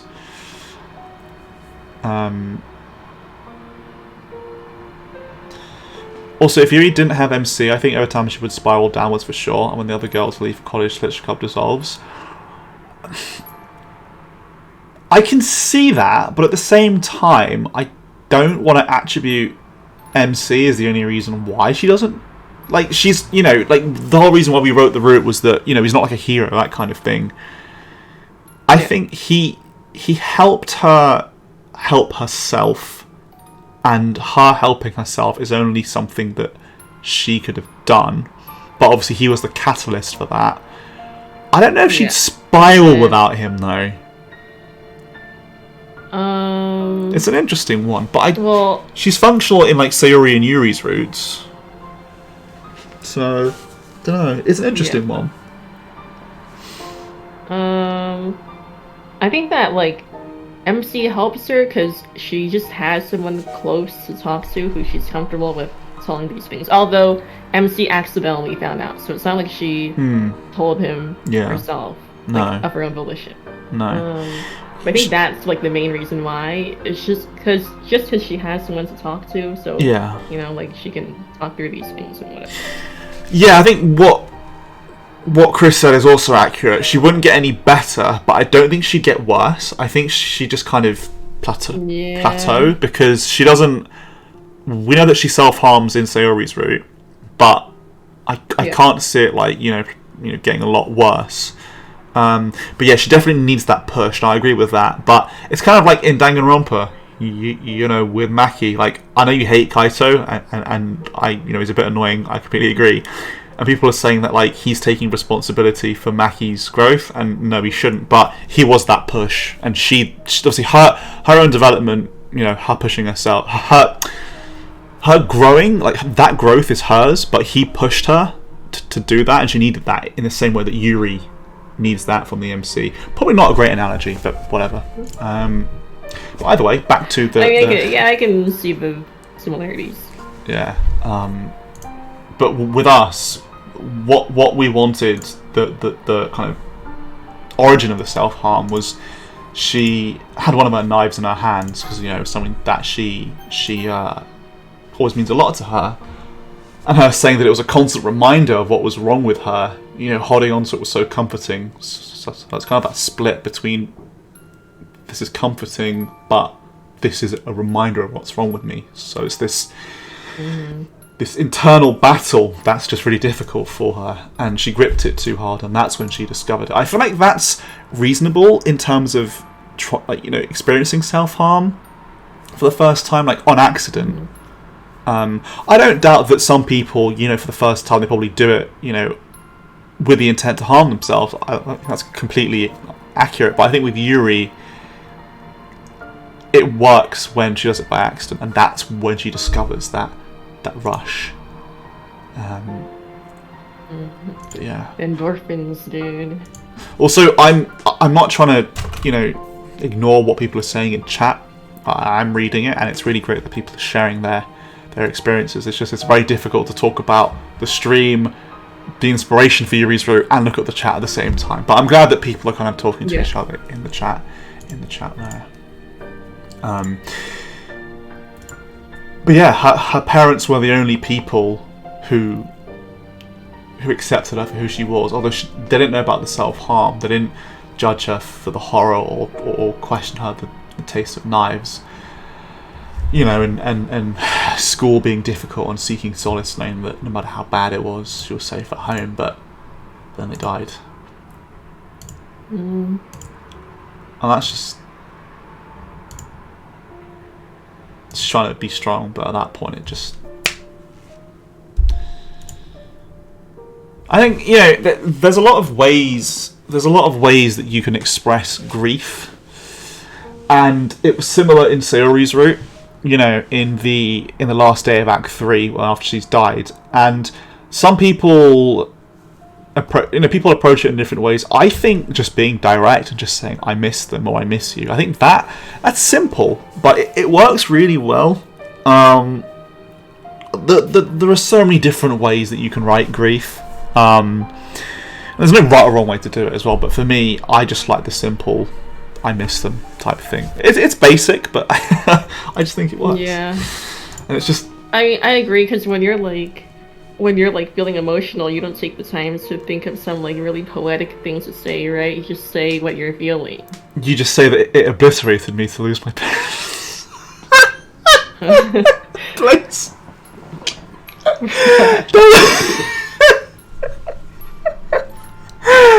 I remember Blaze wrote this scene, and the quote, word for word, that Yuri said was, "It obliterated me to lose my parents." Wait, for real? Don't you remember?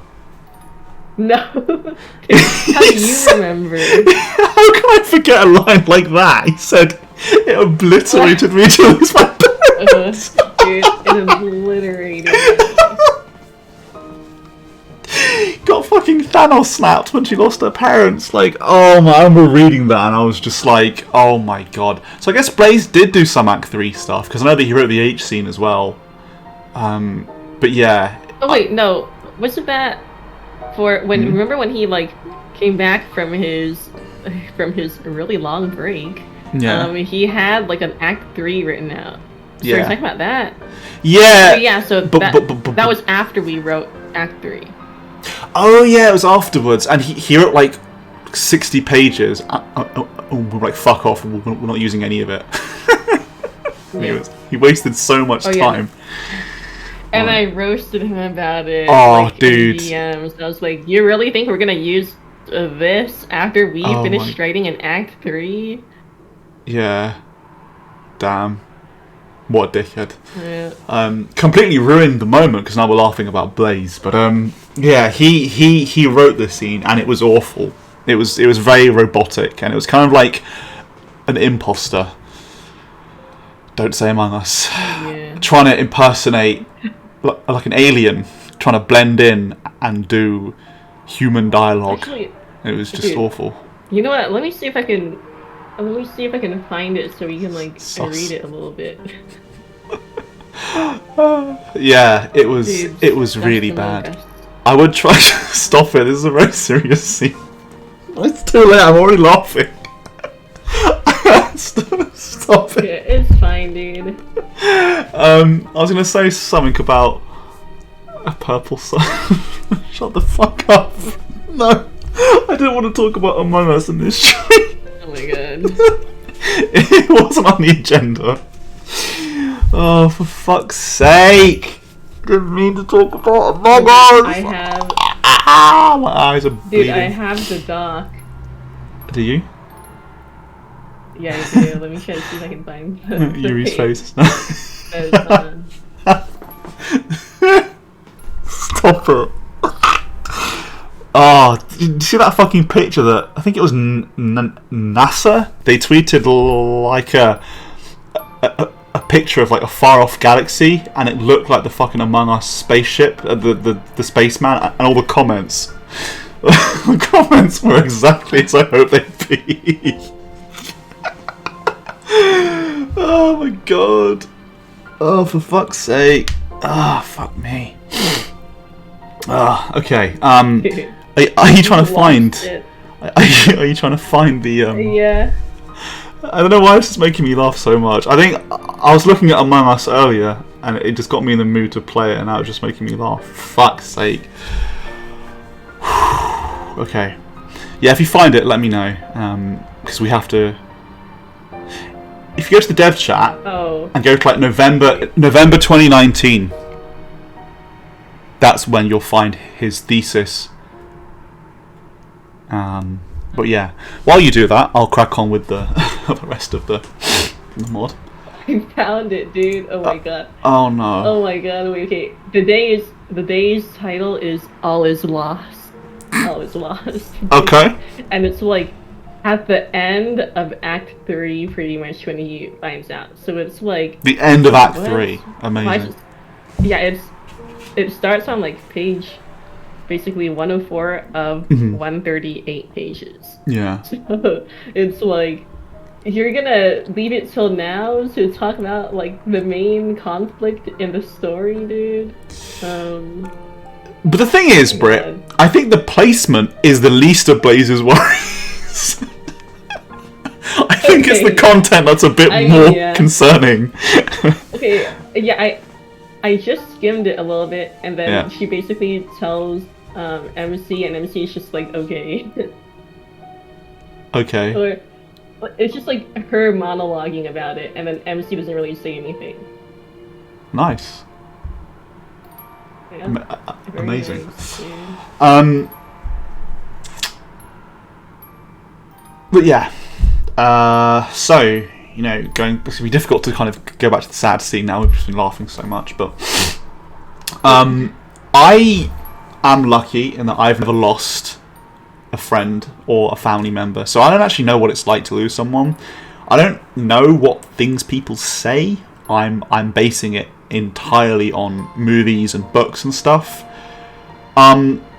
So if any of this was not accurate or not, or disingenuous in any way, that's probably why. But I would think that, you know, just saying that you'd like to give anything to, you know, speak to your parents again and that kind of thing. I think that's the kind of thing people would say. I don't know. I've been very lucky and not experienced this, so. I mean, same. I've also been fortunate that way. But actually, I've spoken to my dad about it because he, his younger brother, so my uncle, he died when I was like 2-ish, so I don't remember him. But I've spoken to my dad about it, and he said like not a day passes by when he doesn't think about his brother. Like, he just thinks about what he'd say to him, like, you know, if he was here now and that kind of thing. Yeah, it's honestly just such a strong emotion, you know, grief, and yeah, it was nice to explore this because I think as a writer, it's really fun and necessary to kind of put yourself out of your comfort zone and write about things that you don't have experience in. Obviously, you know, do your homework and try and make it, you know, good, but you know, by putting yourself out of your comfort zone and writing about things that you don't have experience with, that's, you know, part of the growth process. You know, it's easy to just write about things that you are experienced with, and it's stepping out is difficult, but it's fun to do. And, you know, I think, you know, MC reassuring her that he loves her, and she's just like, even after everything I've just told you, even with these. And I remember specifically writing that there was venomous disdain in her voice. It just goes to show how much she hates herself and how ugly she thinks the scars are. And MC actually commenting, saying that he wasn't even sure that she was capable of such scorn and negativity. Just goes to show, you know, how kind of strong that hatred goes. Yeah. The only downside for Blue Skies being my first mod, especially Yuri, was that it set my expectations for the future so high that it hurts. I've actually heard quite a few people say that. It's very flattering. It's like the DJ Khaled suffering from success meme.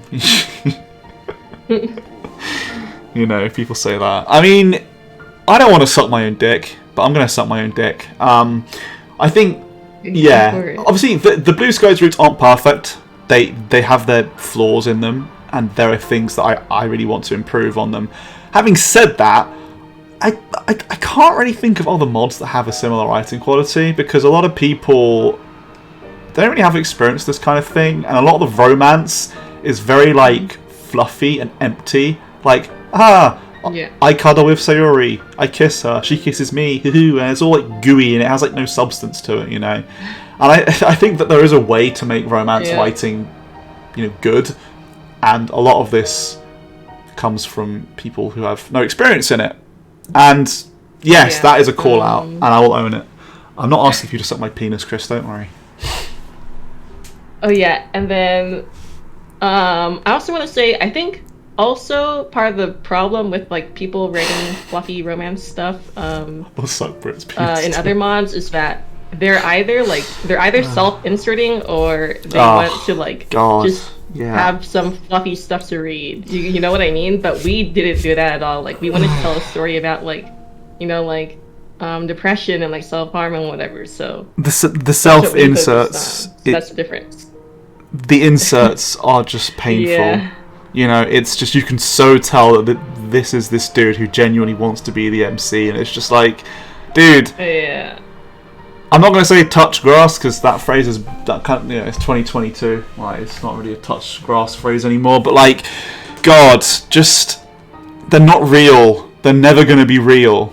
Real women exist, and this might be controversial, but they're better than anime girls.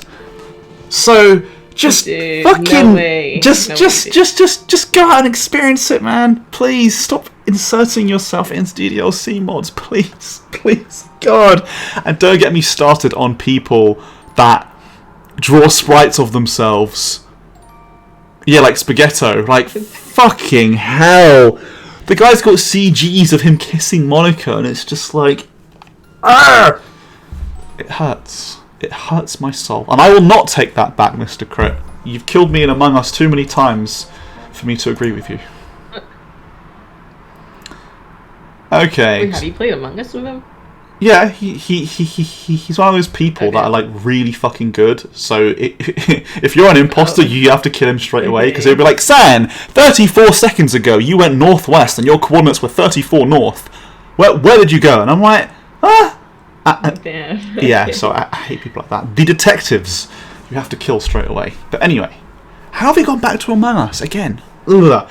Okay, so this scene, this is a really important scene. I'll try to stay focused.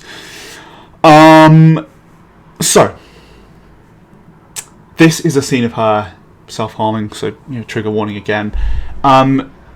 This was a very interesting topic to write, because this was a scene of her actually self-harming, and it was very, very important to get the portrayal right. It's very easy to overdo it and make it really over the top. So I did a lot of research, both, you know, clinical research and also like first-hand accounts of the mod, of self-harm, to make sure that my portrayal was accurate. I cannot stress how important that was, because misrepresenting self-harm would really go against, you know, our goal, and it would also do a lot of potential harm to people that are, you know, playing for the first time, this experience with self-harm. So from what I saw, you know, it's a lot of physical and psychological symptoms. It's not too different to having a panic attack, where you have these really strong, you know, her breathing is quite ragged, it's fast paced, and her hands are darting to her wrist, and MC realises exactly what's going to happen, and he's really scared. Obviously, you'd be terrified in this case. Like, you know, your girlfriend or your boyfriend is trying to self-harm, and you know, you have to find a way to stop them, and he's trying really hard not to let that panic show.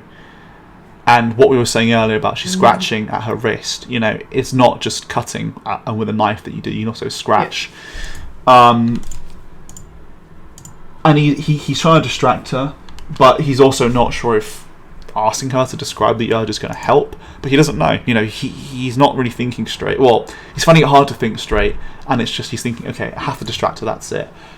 And her saying that she needs a release, that's some of... So the phrases that I saw the most, you know, saying that they need that release from the pain, you know, and it's building up so much, and this is kind of, you know, she needs that release or she's going to explode.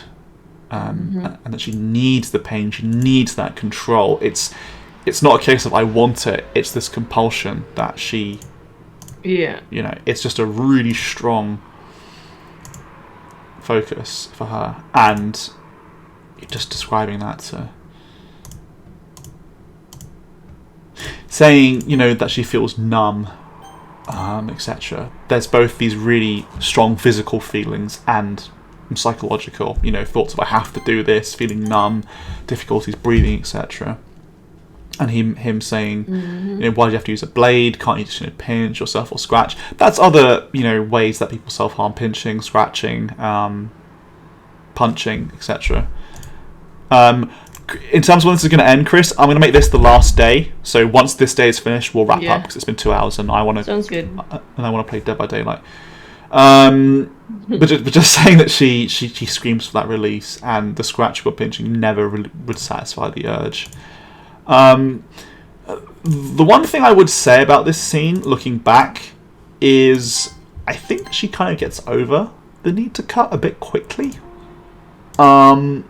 Yeah. You know, it comes on, and they talk about it, and then, you know, he holds her hand to stop her from cutting herself. She talks about it, and that's it. She does say that she still has the need to cut, but it's more manageable. I think looking back, probably should have... Yeah, you have to do it for the sake of pacing, but it feels like the urge comes and goes quite quickly. I think maybe you could extend it a bit. In this... Yeah, this scene. Do you mean in this day, or in this day? The mod in general? In this day. Okay. I mean, I'm not sure how long the urge lasts for, because, like, again, I've never experienced it myself. I don't know. I think, me personally, I think, you know, she gets over the urge a bit too quickly, but, you know, and her calling herself a freak, etc. I think MC handles this really well. You know, saying, you know, she's saying it's not a healthy coping mechanism, and, you know, he's not trying to sugarcoat it. He's saying, yeah, it's not, but I mean, you could say so many things here that are like the wrong thing. And to be fair, the only fucked up thing that he says is when he says that her scars are beautiful. But that's a choice that you can make as the player. Apart from that, when it comes to the self-harm, he actually handles it really well. And for all the shit people give him, like, he has his moments where he handles things really, really well. So it's like he's both a complete mong, but also really insightful. Well, not really insightful, but really, like, sensitive to, you know, their suffering. So it's like he's either 200 IQ or 2. There's no in between. Yeah, he's kind of inconsistent. And then, like, when it gets to, like, the White Day argument, then he goes, like, full mong, and then he, like, he gets really angry at stuff. I mean, with that, to be fair, she does kind of goad him, so it's like... Okay, yeah. It's a tough one. Sure. It's a tough one. Yeah. I think he handles it... open mind. Yeah. Yes, I'm sorry, go on. I was gonna say, I think he handles it a lot better than most teenage boys would if they found out their girlfriends, like, cut themselves. 100%.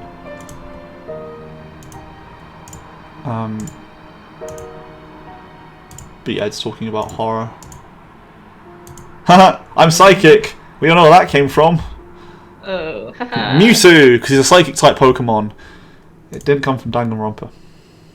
Or the girl that looks like Yuri.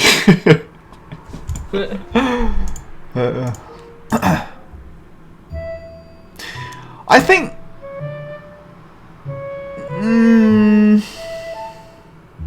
a bit of an abrupt change of mood. No, I guess they kind of do go back to chilling about things, so that's fair enough.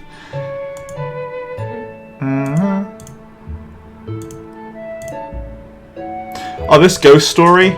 This is the same ghost story that Yuri talks about in Act 3 of Sayori's Route. It's Turn of the Screw. Quick rundown of the book. It's basically set in old Victorian times where this maid moves into a new house to work. The kids are kind of fucking creepy and weird, and she sees like these apparitions of like the old caretakers, and it's very much left ambiguous as to if she was hallucinating or they genuinely were there. It's quite a good book.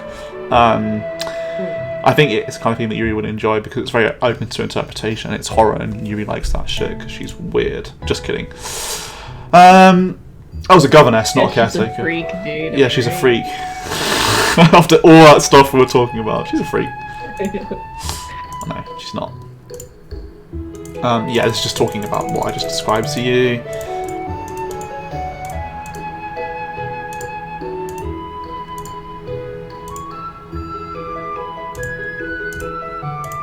Yeah, analytical approach came from my dad, asking her to, you know, have those multiple viewpoints, try and see things from multiple perspectives, and that kind of lends to her intelligence when it comes to writing poems and shit. Not really too much more to say here. Chris, if you want to join, could you do me a favour and add, when the day is over, Brick, could you add Chris to this DM on the voice chat? I'll let you know when. Okay. I'll add you in a sec, Chris.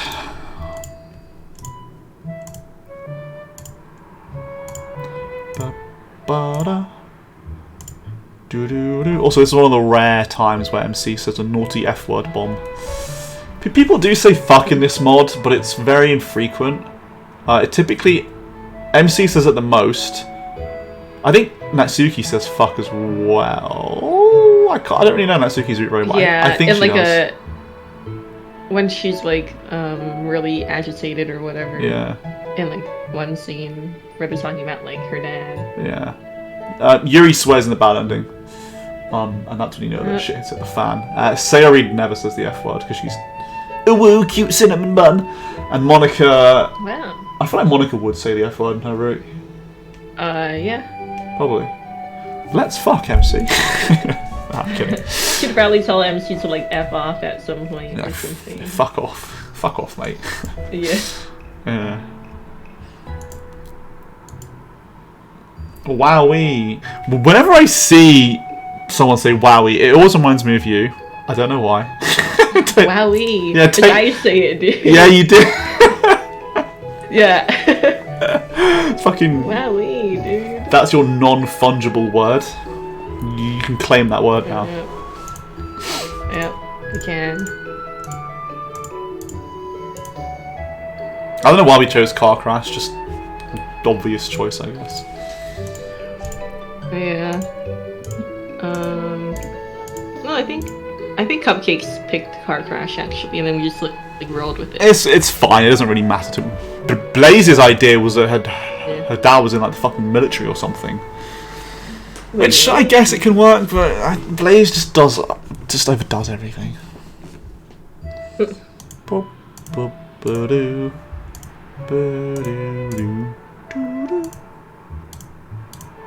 Also, people, like, yeah, the White Day argument was about Sayori, but she keeps bringing Sayori up, and MC tries to, like, comfort her, so, you know, Yuri does kind of bring it upon herself a bit.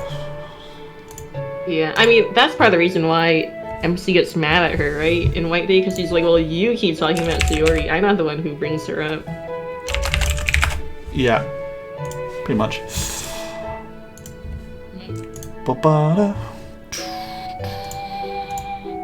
Wait, what was the question again? Wouldn't you rather have a girl like that instead of a broken, miserable mess like me? I'd rather have you. Oh, okay.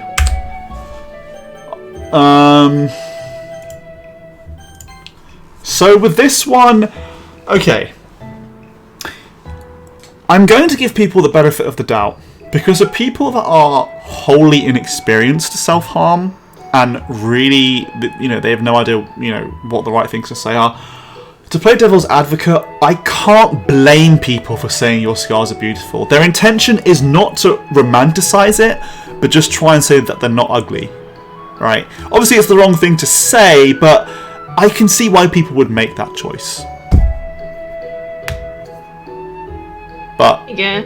You know, it's obviously you shouldn't say that, but we're saying that from a position of, you know, knowledge. Whereas other people, you know, you know, they're not saying it to romanticize the scars. It's just they're trying to minimize how ugly they are, which obviously isn't the right thing to do. But Yeah. But, yeah. But you get called out hard also, if you get make position.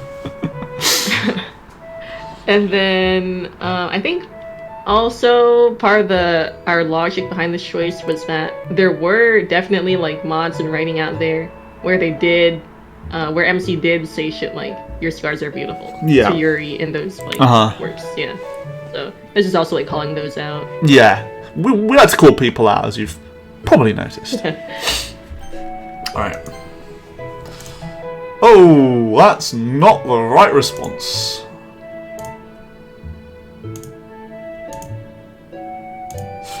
Yeah, damn, that's oof. Alright, if you want to add Chris into the chat, go ahead, because the day is about to end.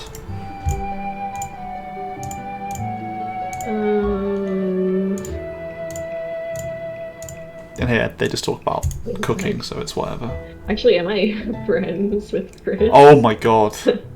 What? Yes, you are a snake live on Twitch. Oh my god, dude. Oh my god. Chris, add me. Oh, I'll add him now. Oh my god, that's so embarrassing, dude. Dude. Actually, can we just go on Rejoice instead? Because I can't be arsed making a new DM. You are on Rejoice, sure. right? Can we all just go on Rejoice? Yeah. Okay. I'll see you there. Yep.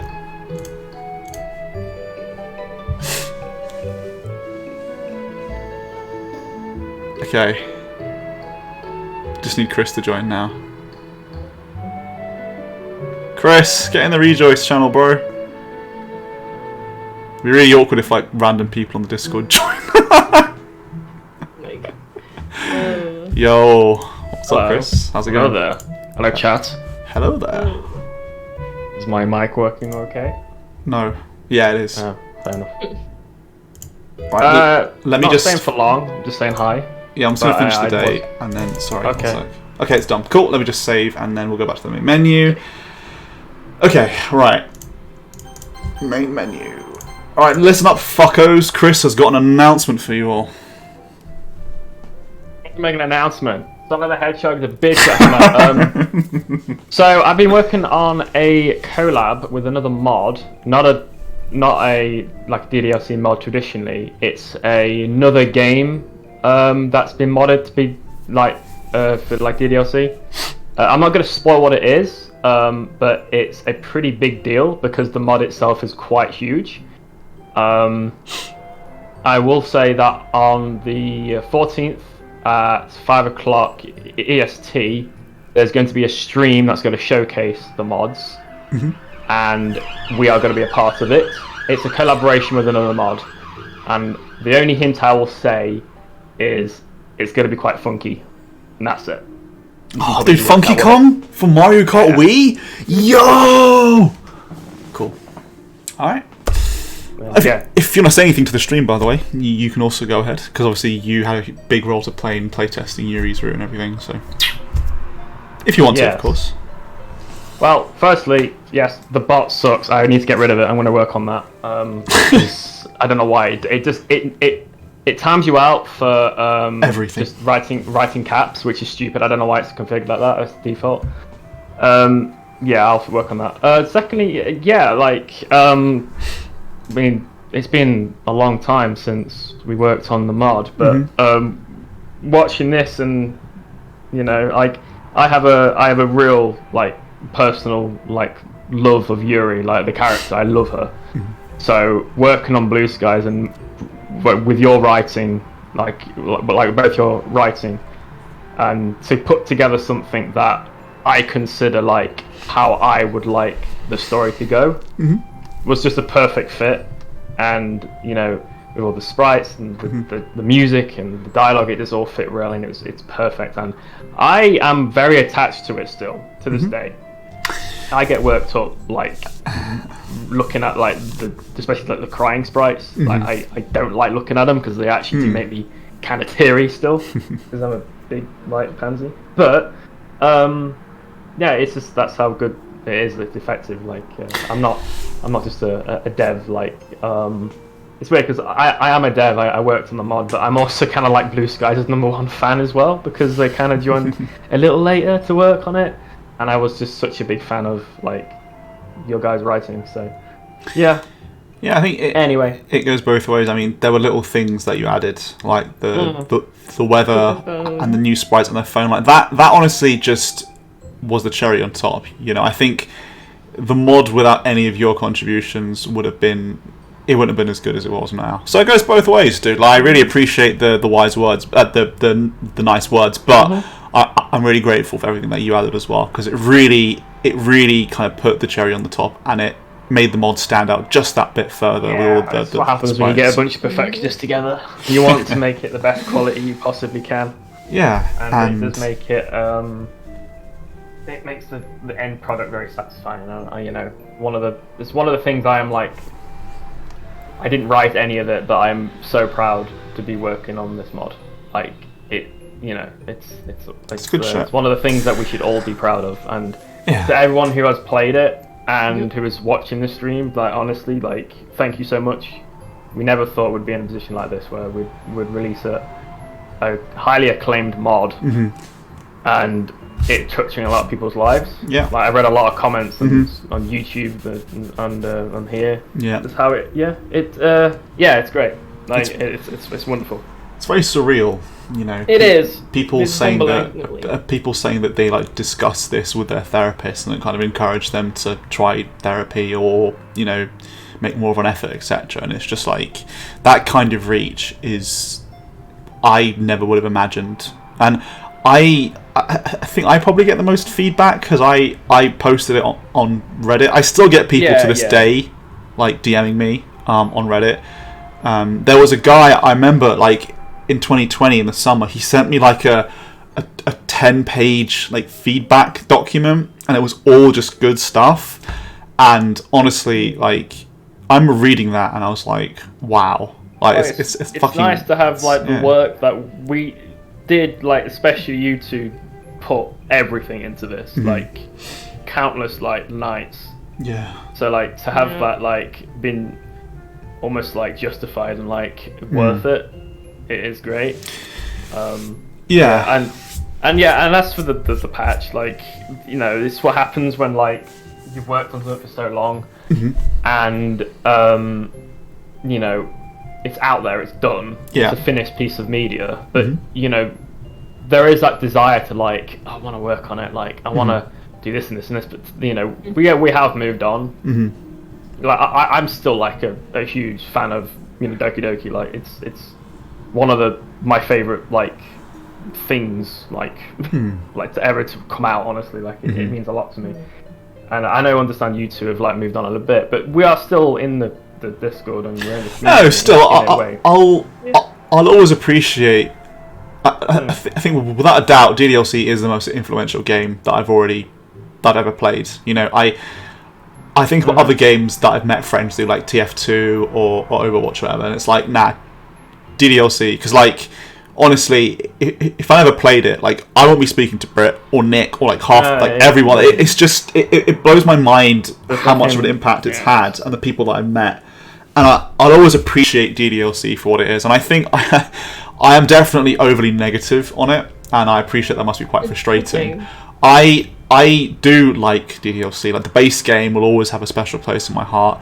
And while working on Blue Skies was very rocky, I am very grateful that we got it out and I enjoyed. You have a right to shit on the mod a little bit if it's your own work as well, because it's like you're very highly critical of your own work. What happens. But having said that, I don't regret Blue Skies. That's really important. Oh god, thing. I don't know how you could. No. It's honestly like. Yeah, it was a lot of fun to work on. You know the craziest thing that has happened to me in terms of Blue Skies, right? So, for context, I work in like a supermarket, and we had a bunch of new starters join during COVID, and we had a guy who joined us, and we just started talking about anime games and all that stuff, and I said like, oh yeah, like have you heard of like Doki Doki? He said, oh yeah, I have, yeah. And he said he got talking about it. It says like, yeah, like I like the mods as well, I like Blue Skies. And I was like, I worked on Blue Skies. And it says, you what? Yes, I worked on Blue Skies. And it says, no way. He was like, I don't know, I can't remember his name. Oh, it's gonna drive me mad. Yeah, I remember you told me about this. And it was just like... and I was like, dude, like, this is like legit, like, we have made something really special. And, yeah. It feels real to be, like, popular, like, with people. Like, it's great. I was fucking playing TF2 by myself. And this guy said, so Swampert. And I was like, yeah. He's like, from Blue Skies. And I'm like, no fucking way. Like, what? I'm playing Team Fortress 2 by myself. And this guy's like, yo, Blue Skies so Swampert. I'm like, what? What are the fucking chances? Yo, dude. And this guy, I was talking to him on the modding Discord like a year ago. And he said that his teacher had played Blue Skies. And she was talking about it to him. And I was like, what? Like... I don't know the full extent, like the reach of this mod. Like, yeah, I know it's got like 1.6 million views on YouTube, but like, we don't have the download numbers anymore. I don't think. I think it was like 40,000 last time we checked, but quite a few of those might have been like re-downloads or something. Yeah. I really. Oh, it's like when you have random articles pop up saying like 10 best Doki mods. Yeah. And like. Yeah. They were like. Yeah. They were like this Italian article came out just about Blue Sky saying how it's up and coming and it's really exciting, and I'm like, hang on, one second. What's up? Sorry, that was Cameron. I feel bad kicking him, but 1 second. Oh, I've got streamer mode on, so I couldn't hear the Discord noise. But yeah, it's really weird. It's crazy, but in a good way. I'm expecting one of my patients to maybe mention it. I don't know. Probably not, because I'm not the target demographic, but who knows? That'll be crazy. Right, well, that's... Unless you wanted to add anything to that, Brad. I appreciate that me and Chris were talking a lot there. Was there anything that you wanted to add at all? Very good. No? Cool. Not really. Just, like, thanks to everyone for sharing all their experiences in chat and everything. Yeah, saw that a lot. And that's really... It's been great talking to you all. Yeah, and we will probably be here next week, next Wednesday, perhaps. I'm not sure about next week. We'll see, but we'll definitely finish Yuri's route. Will you be around next time, Britt? Probably. Well, there's no guarantee, but we will definitely carry on the streams. They will be, done till the end. Yeah. Yeah, cool. What do I specialise in? I'm a cognitive behavioural therapist. So I do come in contact with people that self-harm, but if they're like self-harming a lot, then obviously I can't treat them. Anyway, right, that's the stream. Thank you guys so much for coming to join us. Also, Brit is spelled with 2 T's, by the way. Brit with 1 T is how you refer to British people. Yeah, we're Brit, she's Brit-tita. Brit-tita. Yeah. Brit-tita. Yeah, so thanks so much for tuning in, guys. I really appreciate everyone coming along, listening to us waffle on and call people out for 2.5 hours. I was gonna say, man, you need to tone down on the call outs. No. No. Okay. I tried. You tried. Yeah, thanks guys. We will catch you next week, and this VOD will be uploaded to YouTube. Huge thanks to Chris, by the way, for uploading the cover, the picture, whatever it's called, the thumbnail. That's it for Yuri and Sayuri. Yes, thank you guys. We will catch you in the next stream. Have a wonderful weekend. The stream is coming off. Goodbye.